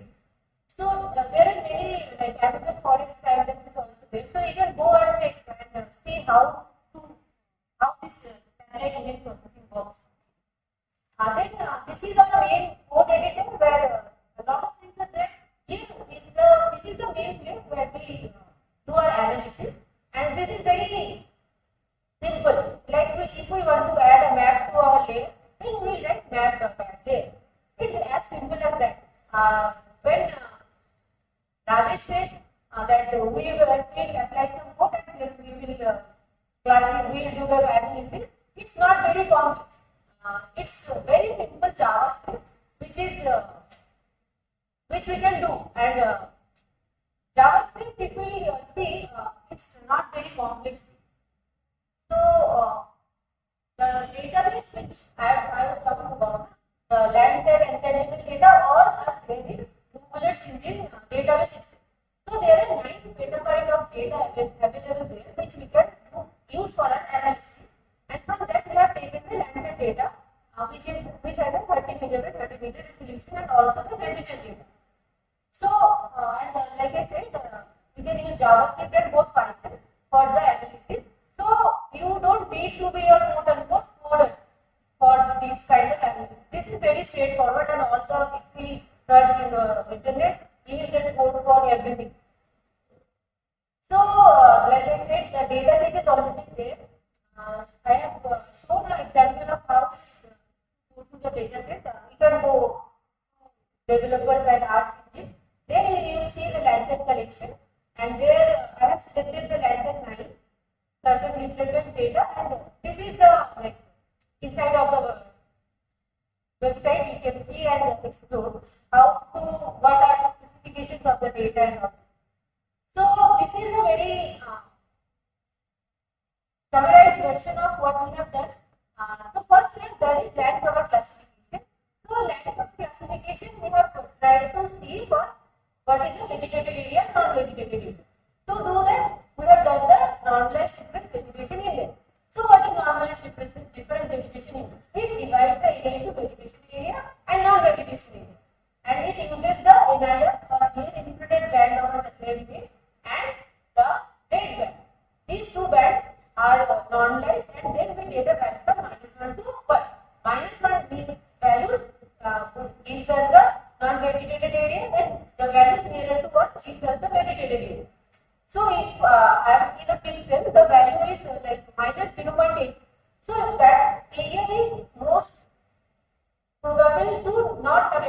classification. Whereas if an area has plus 0.8, then that area will have a higher classification. So like that, we have done the NDPI, which is a build-up index. Then we have also done water index and also index vegetation. 4 stages of cover analysis we have done for this study region. And then coming to the land use classification, there are some steps that we follow while doing the analysis. First, we will create the training data, then we create the bands, then finally we tune the classifier and finally we get the result and show the result and export the result. So, how to create a training polygon? So, first, whenever we do any study, first we have to do like we all have done for our project. Suppose we are doing our analysis of a lake, then we will take a sample, right? So, to sample our lake water, you don't take all the water from the lake, right? We take a part of the water, like in very small amount. So, like that, we take training polygons from this Google satellite image. So, suppose this whole thing is a forest. We have to take sample from the forest. Suppose I have taken that total area for our training data. So, that will work as a training sample for our analysis. So, the classifier will do what? It will check, okay, this area is forest, then based on that area, it will analyze this area also. If those two matches, then yes, this is also forest. If those two doesn't match, okay, this is forest, this is not forest, then it will give us a non-forest classification. So like that, the training data and classification works. Okay. So here we take our training data. Yes. Based on each class, like if I have like 2 or 3 classes, then I will take the training data of each class. Here I have showed 4 classes where I have taken the training data of Wikipedia, water body, vegetation area. See, the whole area is built up. This whole area is built up, but I have only taken a small part. It's similar to what we have done for all our projects. It's like taking a sample or a representative of the data. And this is the color palette which we use. So, like this is a very universal. This is the universal. Like, for some things, we have a universal code. Like, give me a universal standard. Yes. So, what is standard? Like in school, we don't go in half time. Traffic lights. So, like that. When we are classifying, showing the region in forest, then we will show it in green. When we are showing the area in winter, then we will show it in red. It's like that. Then, if these are some codes for our classification. So, after doing the classification, this is our result. So, as I said, we have done the classification starting from 1973 to the current time. In 15 classes, we have classified the region from semi-evergreen to evergreen forest to marsh deciduous, dry deciduous, mangrove, wetland, open, barren areas and 30 minutes only. The research person is coming. We landed there now. Okay, so there are, so like I said, the area is very diverse. So that's why even the area is only 3,000, 3,000 square kilometers, but still there were very much variation. And there were 3 types of forests were there. There was a huge amount of kaju plantation was there. Different kind of horticultural plantation like coconut, arecanut, rubber, which were like inside the forest also, inside the national park and sanctuaries. They have taken some chota land and have done the plantation. So also that doesn't match. Even the canopy will look the same. The rubber plantation and the evergreen plantation, from the top if you look, it is the same. But the ecosystem service that it will give, that will be different, because the ecosystem service what it consists of that Paris will tell you, and also Singham and Asilabam has also told you. So if there is a green cover, that doesn't mean that give us the same ecosystem service equivalent to a native forest. So, if we see the analysis of our result from 1973 to 2022, we can see increase in forest cover till 1990 as the regeneration of forest has been seen in this area as they were practicing some slash and burn cultivation, and after 1990 as all the developmental work started happening, the forest cover started decreasing and it has decreased from timber. It has, yes, all the forest cover including the evergreen forest and moist deciduous forest has decreased in 2022, and moist deciduous forest has been degraded to dry deciduous forest and thorny forest in that area that we have seen. And the major thing which has been identified in that area was the plantation areas. They have cleared out huge amounts of forests to create plantations like kaju, also the plantations of rubber. So that has replaced the actual forest services from that area to a very mono cultural system in that region. And like I said, also we have done the analysis in 20 meter by 20 meter pixel and also 10 meter by 10 meter pixel, which shows us a high spatial resolution result also, which matches with our 30 meter by 30 meter result. So we can say our result is more or less accurate. We have done the accuracy assessment and we have seen our result is around 95% accurate.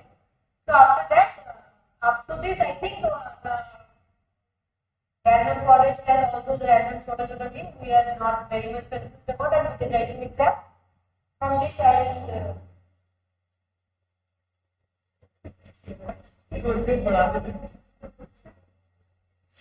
no, this was also already students selected. So after this, take over and tell you other things. It's the time for it. 16 minutes.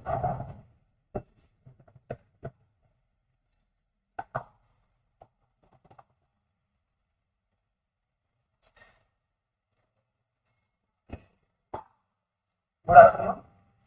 I'm continuing this presentation.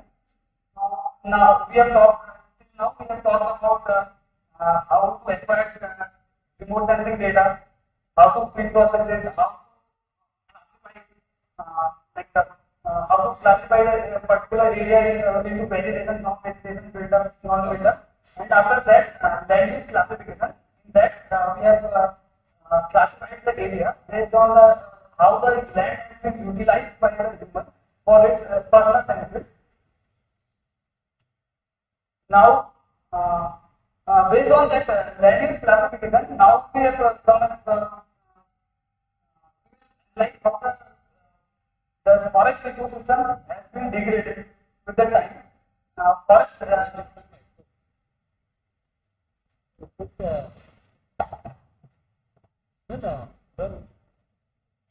put it on the table, but okay.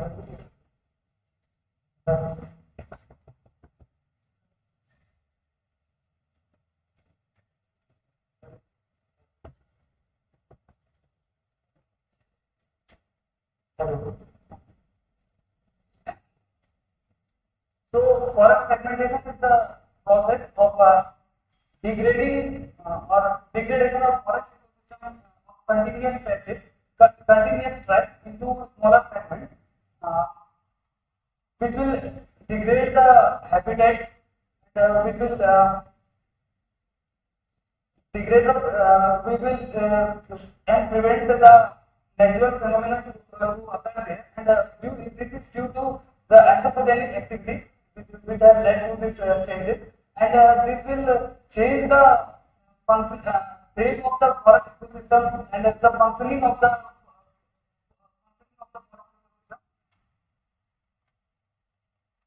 and the method what we have used is we have talked it one has told you yesterday after this indices based on PM and CFF indices we have computed the forest fragmentation, and we have considered 5 indices like interior forest, which have the core, we can say core forest. They have the which have the in forest integrity, and then preparatory forest. This is a perforations in the forest, like the small openings kind of thing, and as forest it is that on the edges of the edges of this is the transition between the non-forest and the forest. The same transitional, this is the transitional area between forest and non-forest area, and patch forest, the small fragments and patches of the forest. Similarly, and these are the areas what we have considered for the fragmentation, and these are the results. This indeed the dark green color.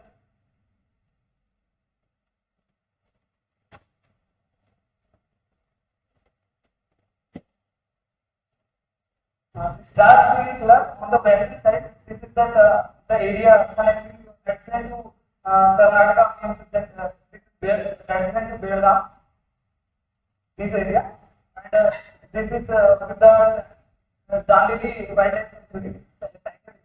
This area, this is the western Ghat area, this is the intact forest, and we move towards from the hills of western Ghats towards the coastal region. We see a lot of degradation due to agricultural practices and due to human interaction.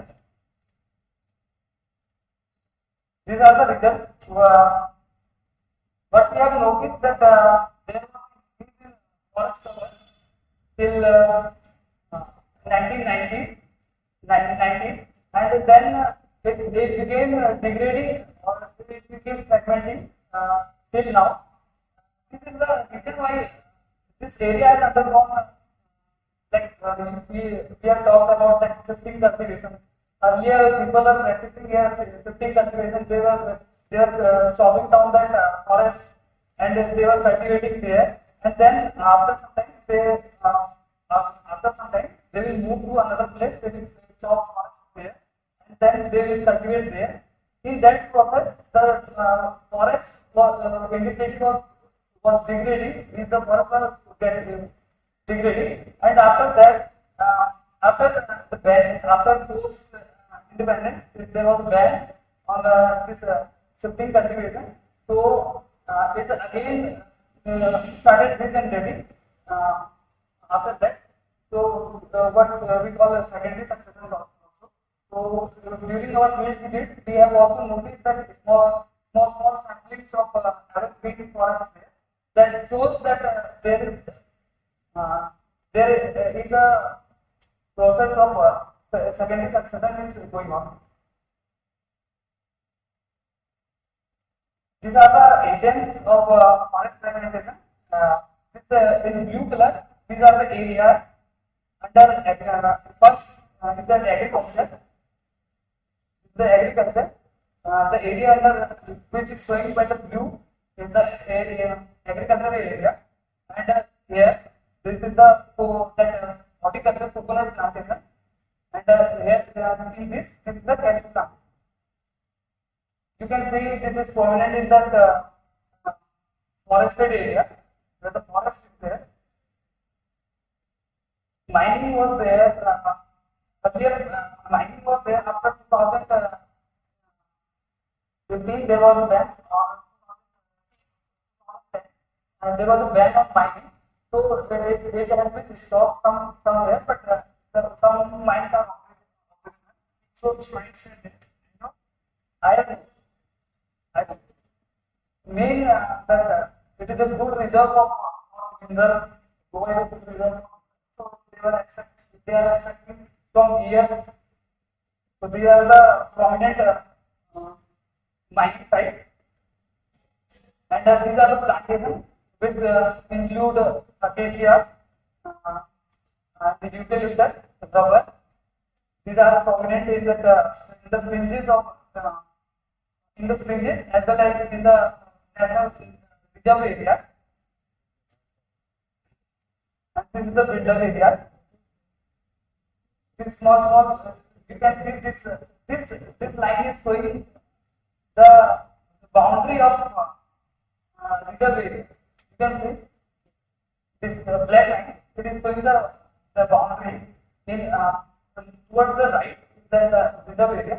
So you can see that there are build-up areas in that area. And with this land use classification, we have simulated the future scenarios as well to better understand the situation in the near future. What can be the probable scenario of Goa? So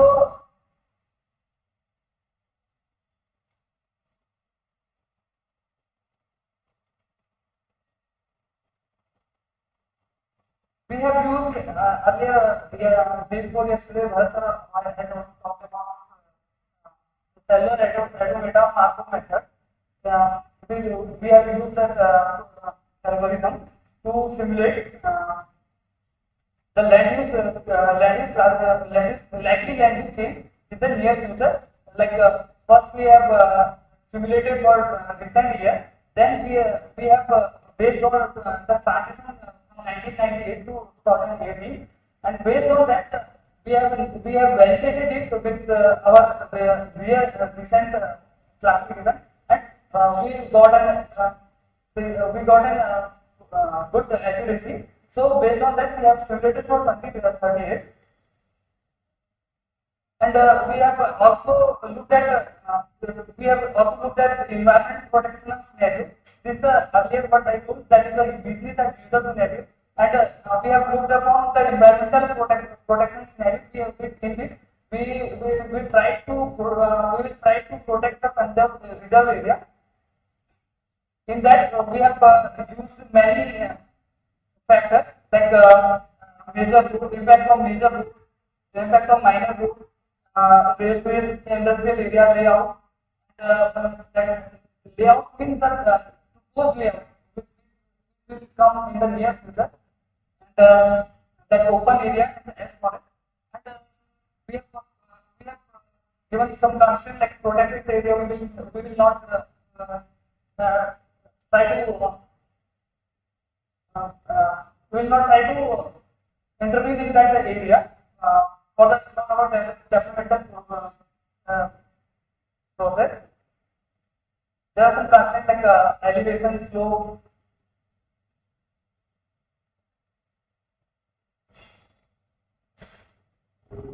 So this is a business as usual scenario, but this left hand side is that what we have simulated, and I told you that we got a good accuracy. You can see, and based on that we have simulated the 2038 scenario, and in that you can see that evergreen has decreased to 10% in 2038, which is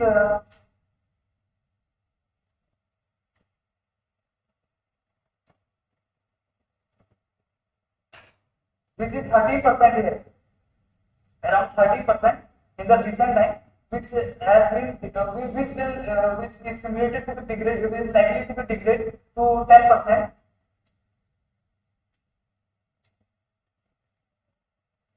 And build-up area has increased from 2.5%. Build-up area has increased to around 6%. And this is the environmental protection scenario.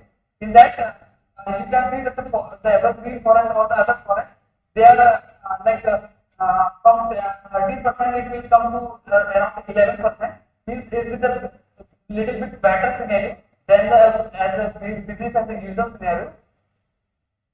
If we can conserve the protected area, then the likely scenario will be a bit better. And now coming to that ecosystem services, we have looked upon that the forest ecosystem, and as till now many expert lectures on ecosystem services. It ecosystem services are classified into three services: provisioning, regulating, cultural. In this provisioning services, which gives us the direct benefit, or we can directly sell our goods, and we can get the direct gross value from that. And the regulating services, which the environment is giving, which we are getting from the environment, like carbon sequestration, groundwater recharge. These are the services which don't have the direct benefit to us, but they have indirect. We are getting indirect benefits like air quality purification, and cultural services like this is also like it gives us the direct as well as indirect benefits like aesthetic. If we go in some national parks and other things, that revenue generation that comes under cultural services, or we visit some temples and other regional places. So we buy and we donate something.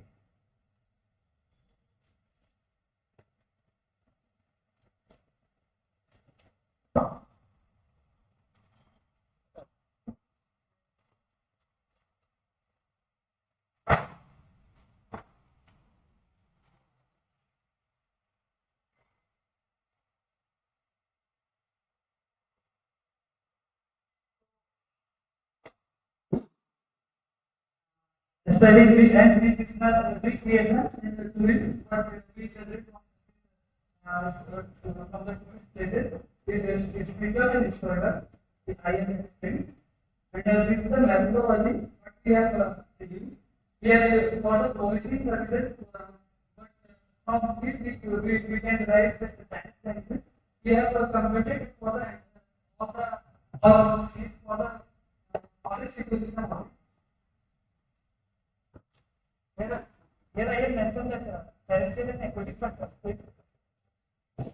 It is we have computed for all the forest ecosystem provisioning services. We evaluated it using the residual method. We use the gross value, gross final value. We will compute the gross final value. Then we will subtract the all that non-ecosystem value like labor and transportation, but they will be reduced from that, and we will multiply it with the total quantity of that particular service, like forest ecosystem. And for regulating and cultural, we have used benefit transfer method. Benefit transfer method, what we will do? We will do a case study kind of thing in a smaller place, and then we will try to replicate it on a bigger landscape, which have the same environment, same environmental conditions. So it can be relatable. So we will cast it on a bigger landscape. So these two methods we have used for each services, but for each services which is mentioned here, 21 services, and based on that we have accounted that total ecosystem supply value from the forest ecosystem, and I am demonstrating one of the services which comes under regulating services, like the carbon sequestration, which has been also demonstrated by Bhuvan and studies also. And we have considered the forest ecosystem. We have computed that all the 5 forest indices, and based on that we have divided it into 3 parts, like very dense and moderately dense and degraded forest.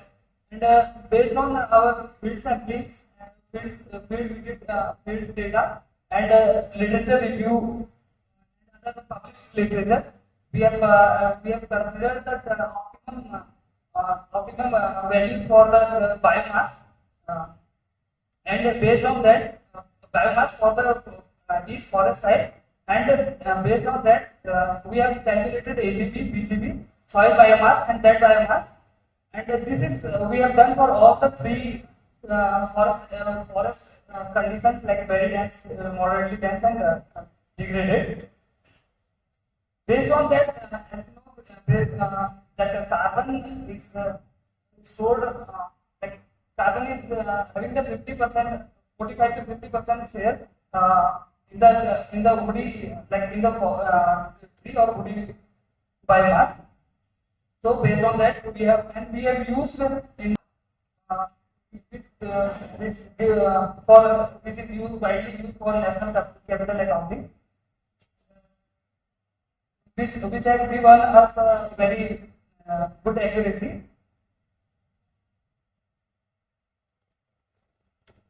And these are the visualization for each of the forest condition type.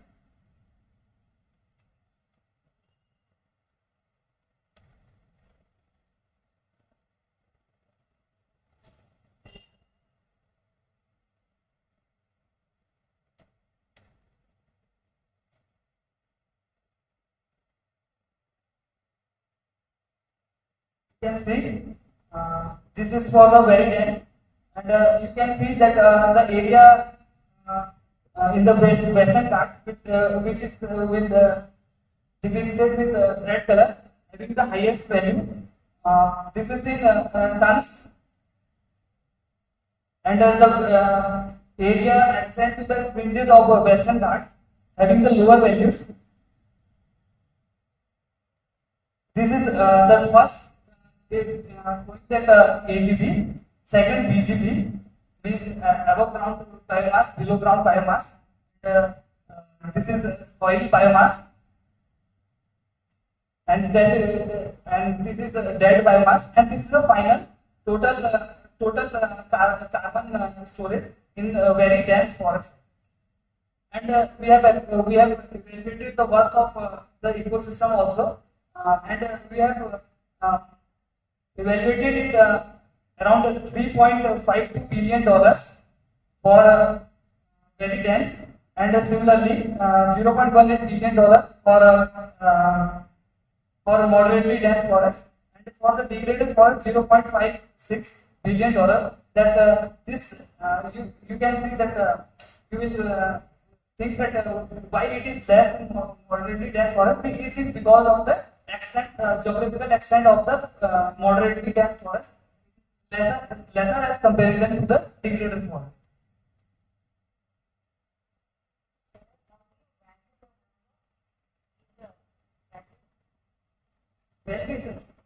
Because the Carbon you have got. $1 billion. this is we will this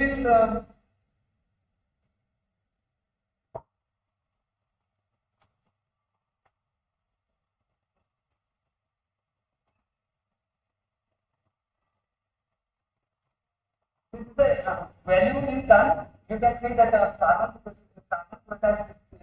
species value of the forest, and we will evaluate the value given to the carbon per kg carbon per ton carbon. That United Nations has fixed it, that is around the $80 per ton. And based on that, we have computed for that the total worth of the forest ecosystem is around $4.3 billion Goa. You can see that the area in the western Ghats having the highest value because of the intact forest there, and Goa is having total 6 reserve areas, 5 national parks, 5 wildlife sanctuaries, and 1 national park. and this is a ecosystem services for individual services like provisioning, regulating, and cultural services. This is in million. This is for the recent time, like 2022. And based on that, the total ecosystem services value we have evaluated, and the worth of the total is 161 billion rupees. The total forest ecosystem. That's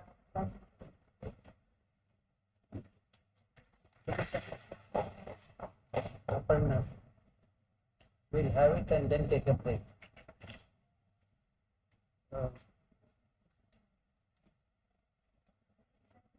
You had your food. Why don't you go and have some? Because this arrangement has to be done. For us, we also go and have it. Abhishek.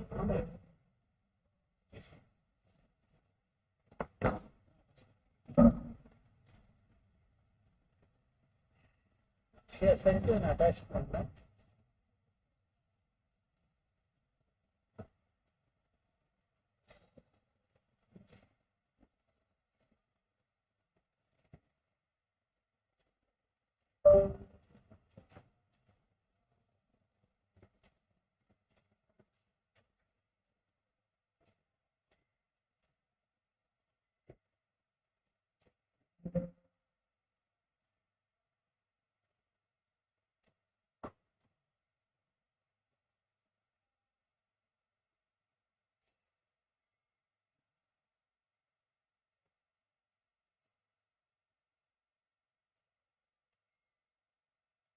Lindsay Silva, you finish your lunch.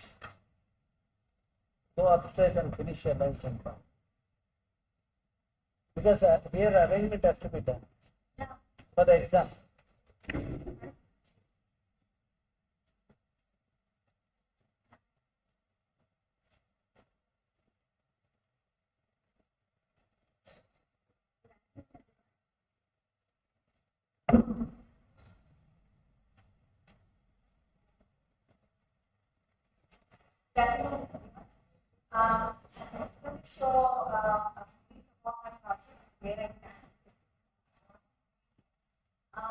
This project is about the environment status of Karnataka district-wise, urban and rural, and assessment of the same. First, before we proceed, we want to understand what is the environment status, what does it comprise. So, environment status means the overall state of the environment in marine water, taking into account the structure, function, properties of the constituent marine ecosystem, together with natural, physiographic, geographic, biological, geological, climate factors, as well as physical, acoustic, and chemical conditions, including those resulting from human activities inside or outside of the area. Now, this definition is sourced from Law Insider website, and here they just specify the marine ecosystem, but if we apply it to other each of these terms in the statement. So, what the structure, function, and properties of the system? Structure would be what are abiotic, biotic components. Function would be the ecosystem moves and services. Is the provisioning, regulating, supporting, and cultural functions that they provide. And I've taken this from one of the. I also saw when valuation of extreme ecosystem. Karnataka Sanjari Conservation is from research. And processes are how these are provided with the interaction of abiotic and the biotic components. Now, that's the structure, function, and process. Let's look at the natural physiographics. What does that actually mean? Sometimes this is called physical geography or geomorphology. Geomorphology refers to the study of the surface features of the earth. It involves looking at the distribution composition of land, water, soil, rock material that forms the land surface. It is closely linked to the land is closely linked to the geomorphology of a particular landscape. Then geography and geomorphology are used and features and attributes of Earth's land surface. Geomorphology is a branch of geology dealing with the surface land features of the past and change. The third attribute is the geographic attribute of land features and inhabitants of the land features and phenomena of Earth needs an understanding of how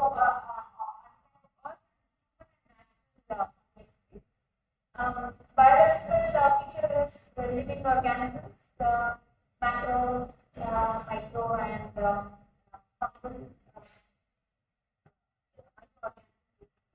Geological features are the study of physical formation of the Earth, including its history, substance, and the processes that help form it. Ecology is the study of the systems that exist on the underlying geology. All of these definitions are focused on the internet and have come to add the reference. Then the climatic reference.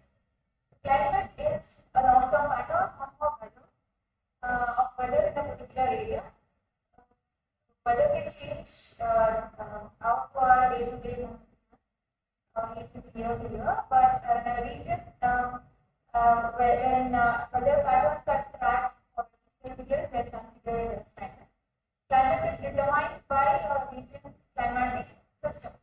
Now, the system, there are 5 major components: atmosphere, hydrosphere, cryosphere, and land surface, and biosphere. Brief about all of these components. Atmosphere is the most variable part of the climate system. The composition and movement of the gases surrounding the Earth can change radically, influenced by natural and human-made factors. This is one of the factors of hydrosphere is changes to the hydrosphere. Hydrosphere is the water whenever there is a variation in temperature or salinity, those are to be tracked here. Then cryosphere is the part of the climate system where ice sheets and glaciers are considered, and they the thermal conductivity of ice and permafrost are actually part of. Then topography is the vegetation influence climate by determining how the sun's energy is from Earth. Then biosphere, where the sum total of living things on Earth. So let's look at the climatic features. One is the tropical, dry, mild, continental, and polar. And these are actually based on open climate classification system. In a bit, you will know why these are important, because these are things that we have to track as part of our environment status and assess them.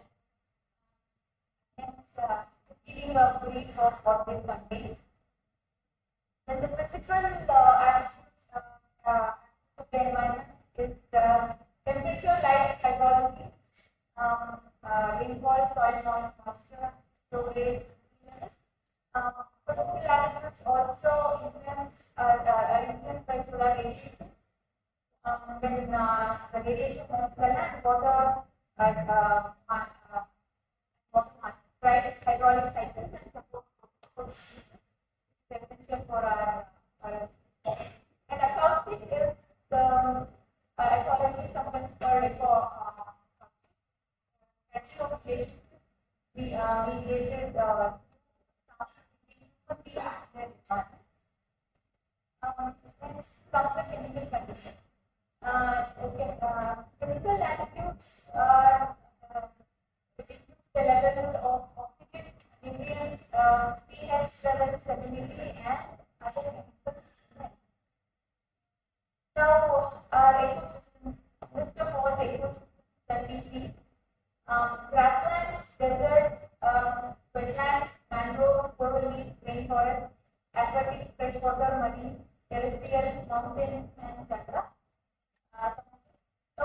background, understanding my project,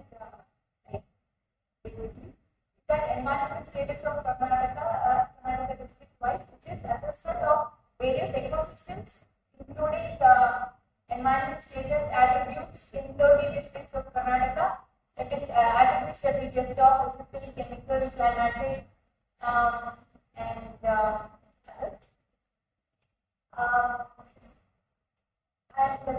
which includes basically land cover, land temperature, air quality, soil quality, water quality, waste management, industry influence, and sound pollution, and understanding ecological sensitivity. Compared to the now, if you get the districts of Karnataka, there are 30 major sources.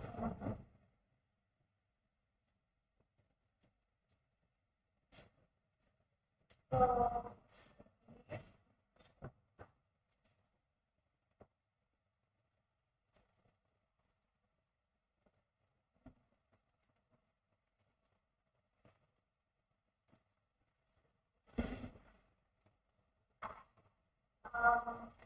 Bangalore, urban, Mysore, Shimoga, then we have Belgaum,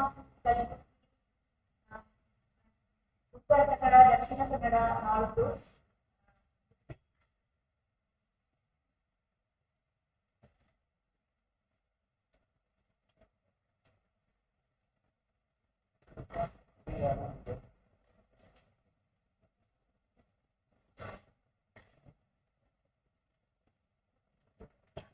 So we said one of the components that we have to accept is the ecological sensitivity. Like I will walk you through one of this right now. So we'll be looking at WPIS, this geospatial description. So let's take a look at this. So there are different states for Karnataka, and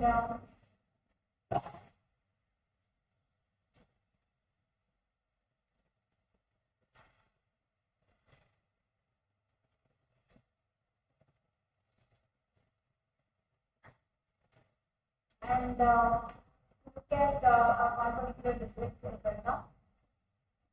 So this is this shows the data geologically sensitive regions. ESR 1, 2, 3, and 4. The red ones in red are ESR 1. So with this particular page, we can expand this data.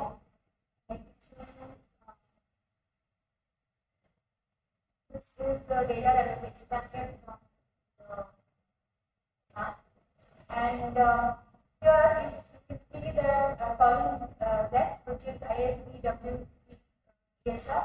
It gives us the analysis at the village level, and it gives us the ecologically sensitive. What is the rating of the village? So now let's look at one particular village here, which is Ambewadi. So Ambewadi here comes. You can see that the column Z has 1, so that means there is one red region here. And now you can also look at one.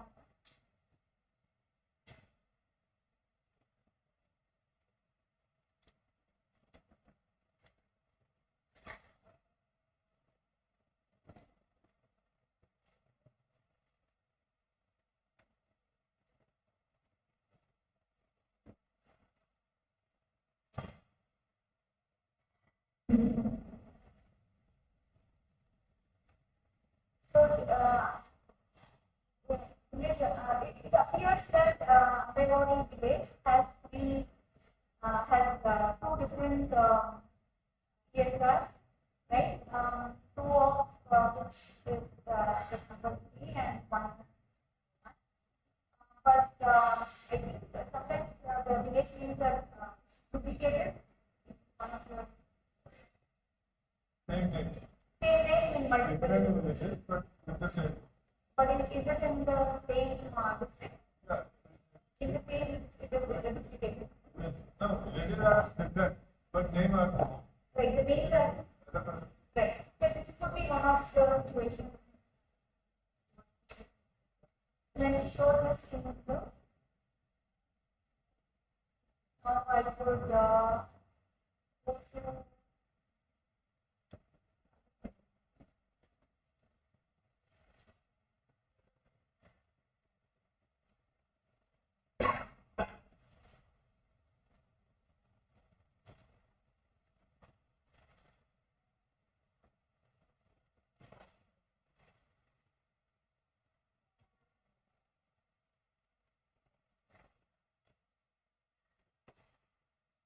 you see here there are three regions here. One is in red, two are in green. Now we can associate this data here with the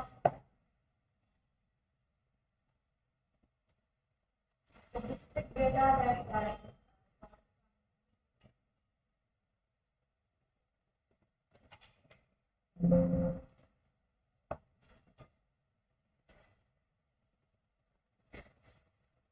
so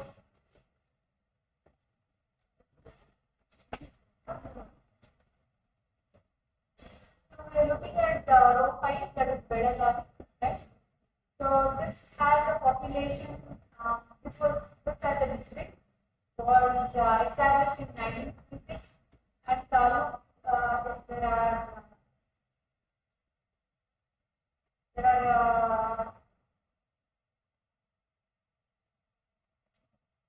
quite a few taluks in this, and population is about 47 lakhs, 59,000, and area of this area is so much, and population density is 6 per square.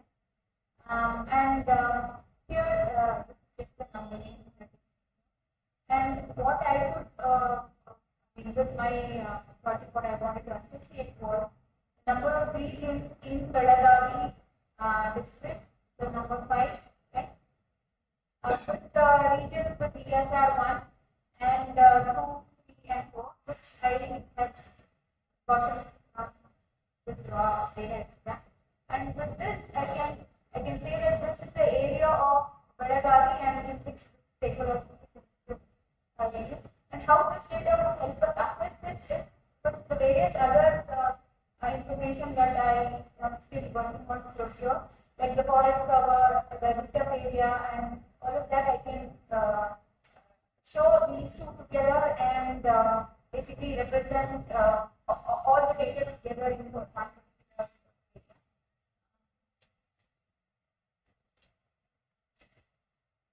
So the other that was one of the objectives that the technology sensitive regions, how we can identify the president in each of the districts. And the second thing that I wanted to show was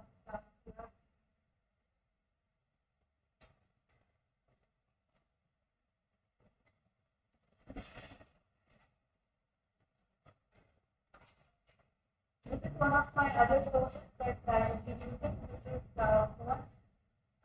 This data is provided to us by IISC, where I can, there are various themes that I can choose. So land use, land cover is one of them that I have mentioned that I see. So let's look at data, and let's look at Karnataka.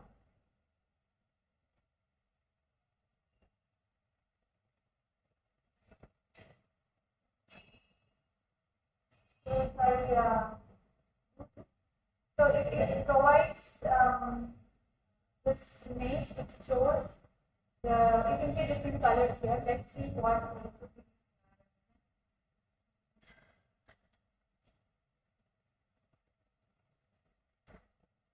so this basically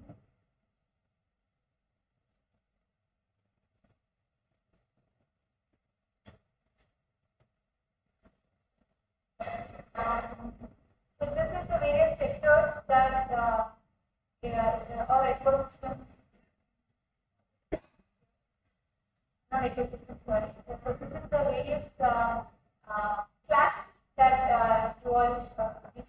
representation. The data is captured for each of these, which also overlaps with some ministry code. So now, for agriculture, you have further sub-classification as cropland, shifting, cultivation, fallow, and plantation. In 2015 and 2016, when this was analyzed, when this data was captured, Belagavi had cropland of hectares. So you can basically get that information here. And going back to one again, and if I can get the same data for that 11 and 12, and matching these two.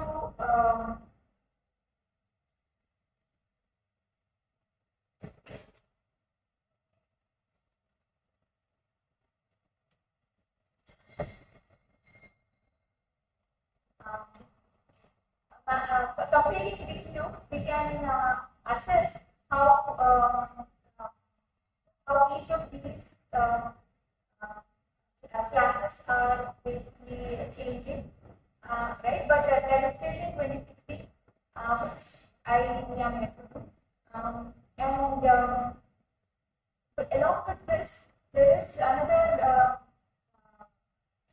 data set that I am using, which is economic survey report.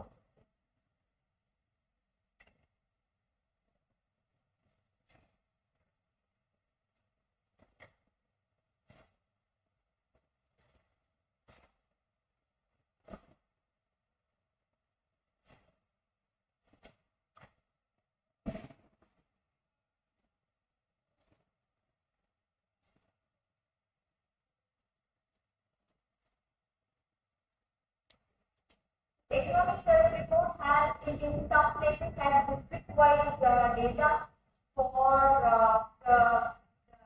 the components that I mentioned in my objectives that I have mapped, which is the waste. One of them is the district-wise municipal waste collection. So here, each of these in this economic survey report, they have provided what is the current status of solid waste management in Karnataka for the year 2021-2022, and this data will also be used with to show how we can assess one of the characteristics of the environment status, and this might also be useful with to say that what is the dry waste and the waste by each district, and also it also talks about the gaps in the current system, so which I will be using to provide my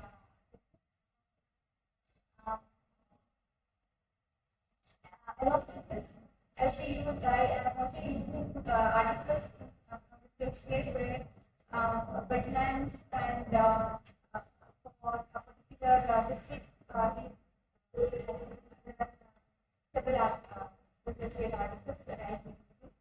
So that is where I stand right now. And the other things that I am also looking at is some of the used articles which say the National Green Tribunal decision to fine Karnataka for 2,900 crores for not managing the waste efficiently, and also kind of they charged. They also said why that amount is needed to make sure that they do the correction process and to bring about so that we can use the environment.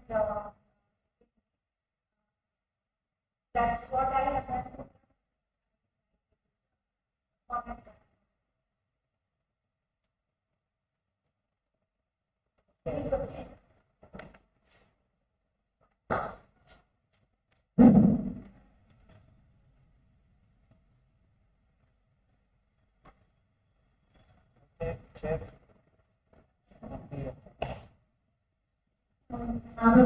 This references you showed, right? That is what data is collected and it should be shown in your presentation. Yes, that's right. At least 2 states also fine, like that something. Yeah. So I will start at the definition and what are the components that I need to collect first? That also, I don't know, I don't have much idea about this. That also for South India or for India, like there's some videos are there. Places and all, if you see Karnataka, we never see that. Not parameters we show there. It is not matching with our particular region.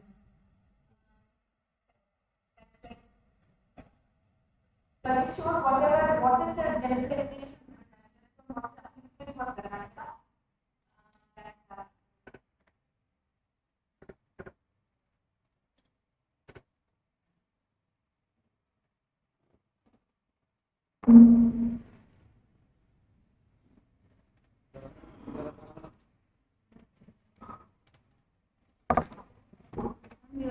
Main aim is to provide like all the status that you mentioned in a message point.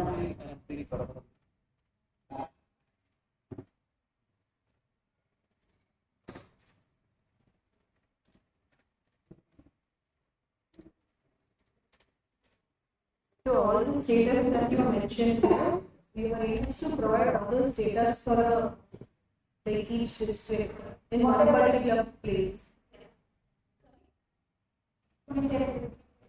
Like to provide all this data about each district together so that it will be useful for everyone to go and come.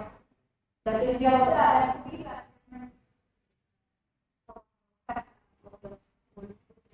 And also there is the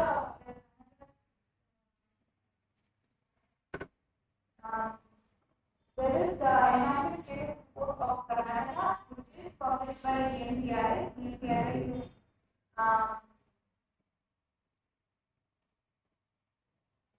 Environment Management Policy Research Institute, and it is the nodal agency for TVRAMACHANDRA Center in Karnataka, and they publish the environment status of Karnataka, but it does not have the district-wise information. In some cases, it is available, so we have to look at that mentioned. And so this environment status report has profile of Karnataka, which tells us what is the ecosystem, what is the climatic condition, what is the topography, and also socio-economic development and governance. It does have it, but it has it for the entire state of Karnataka. And it also has sectoral assessments. Again, that is also summarized for the state and action items. Let me show you what the sectoral assessment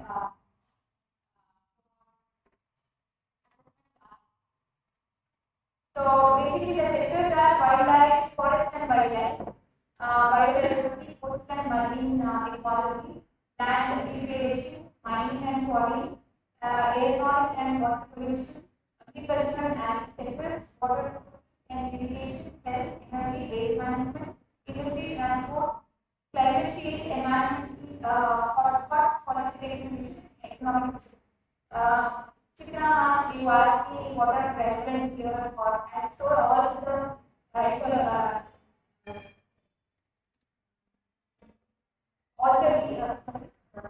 parameters, but and also different ecosystems, right? So these are the Karnataka being tracked in the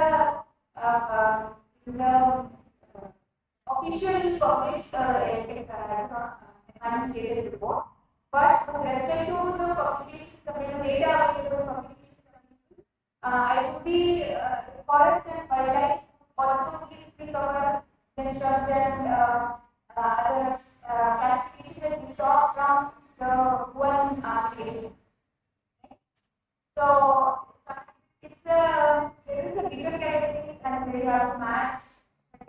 whatever is the data.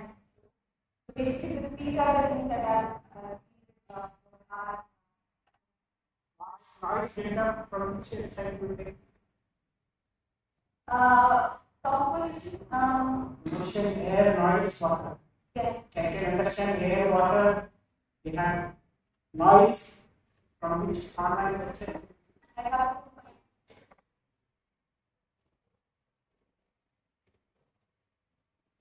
Okay, we can break for lunch. And examination, what time will be 2 o'clock? Okay. 1:30, 10 minutes. I have no problem. Yeah, 2 o'clock we'll have examination. 2 to 4.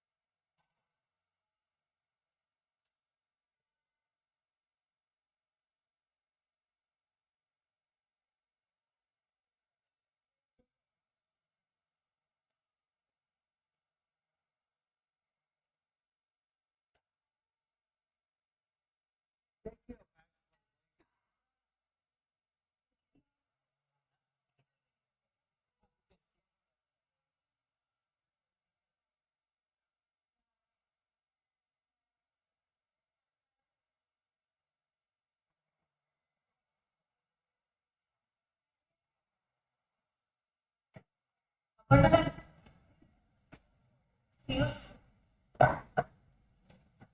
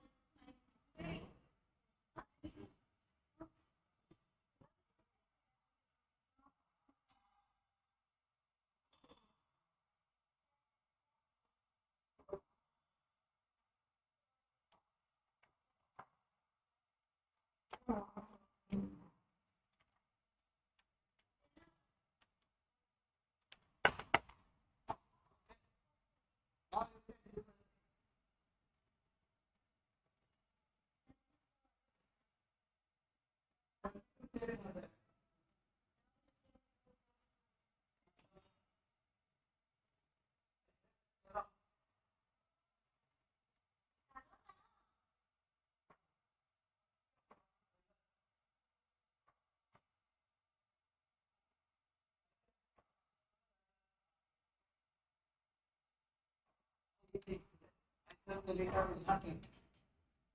You don't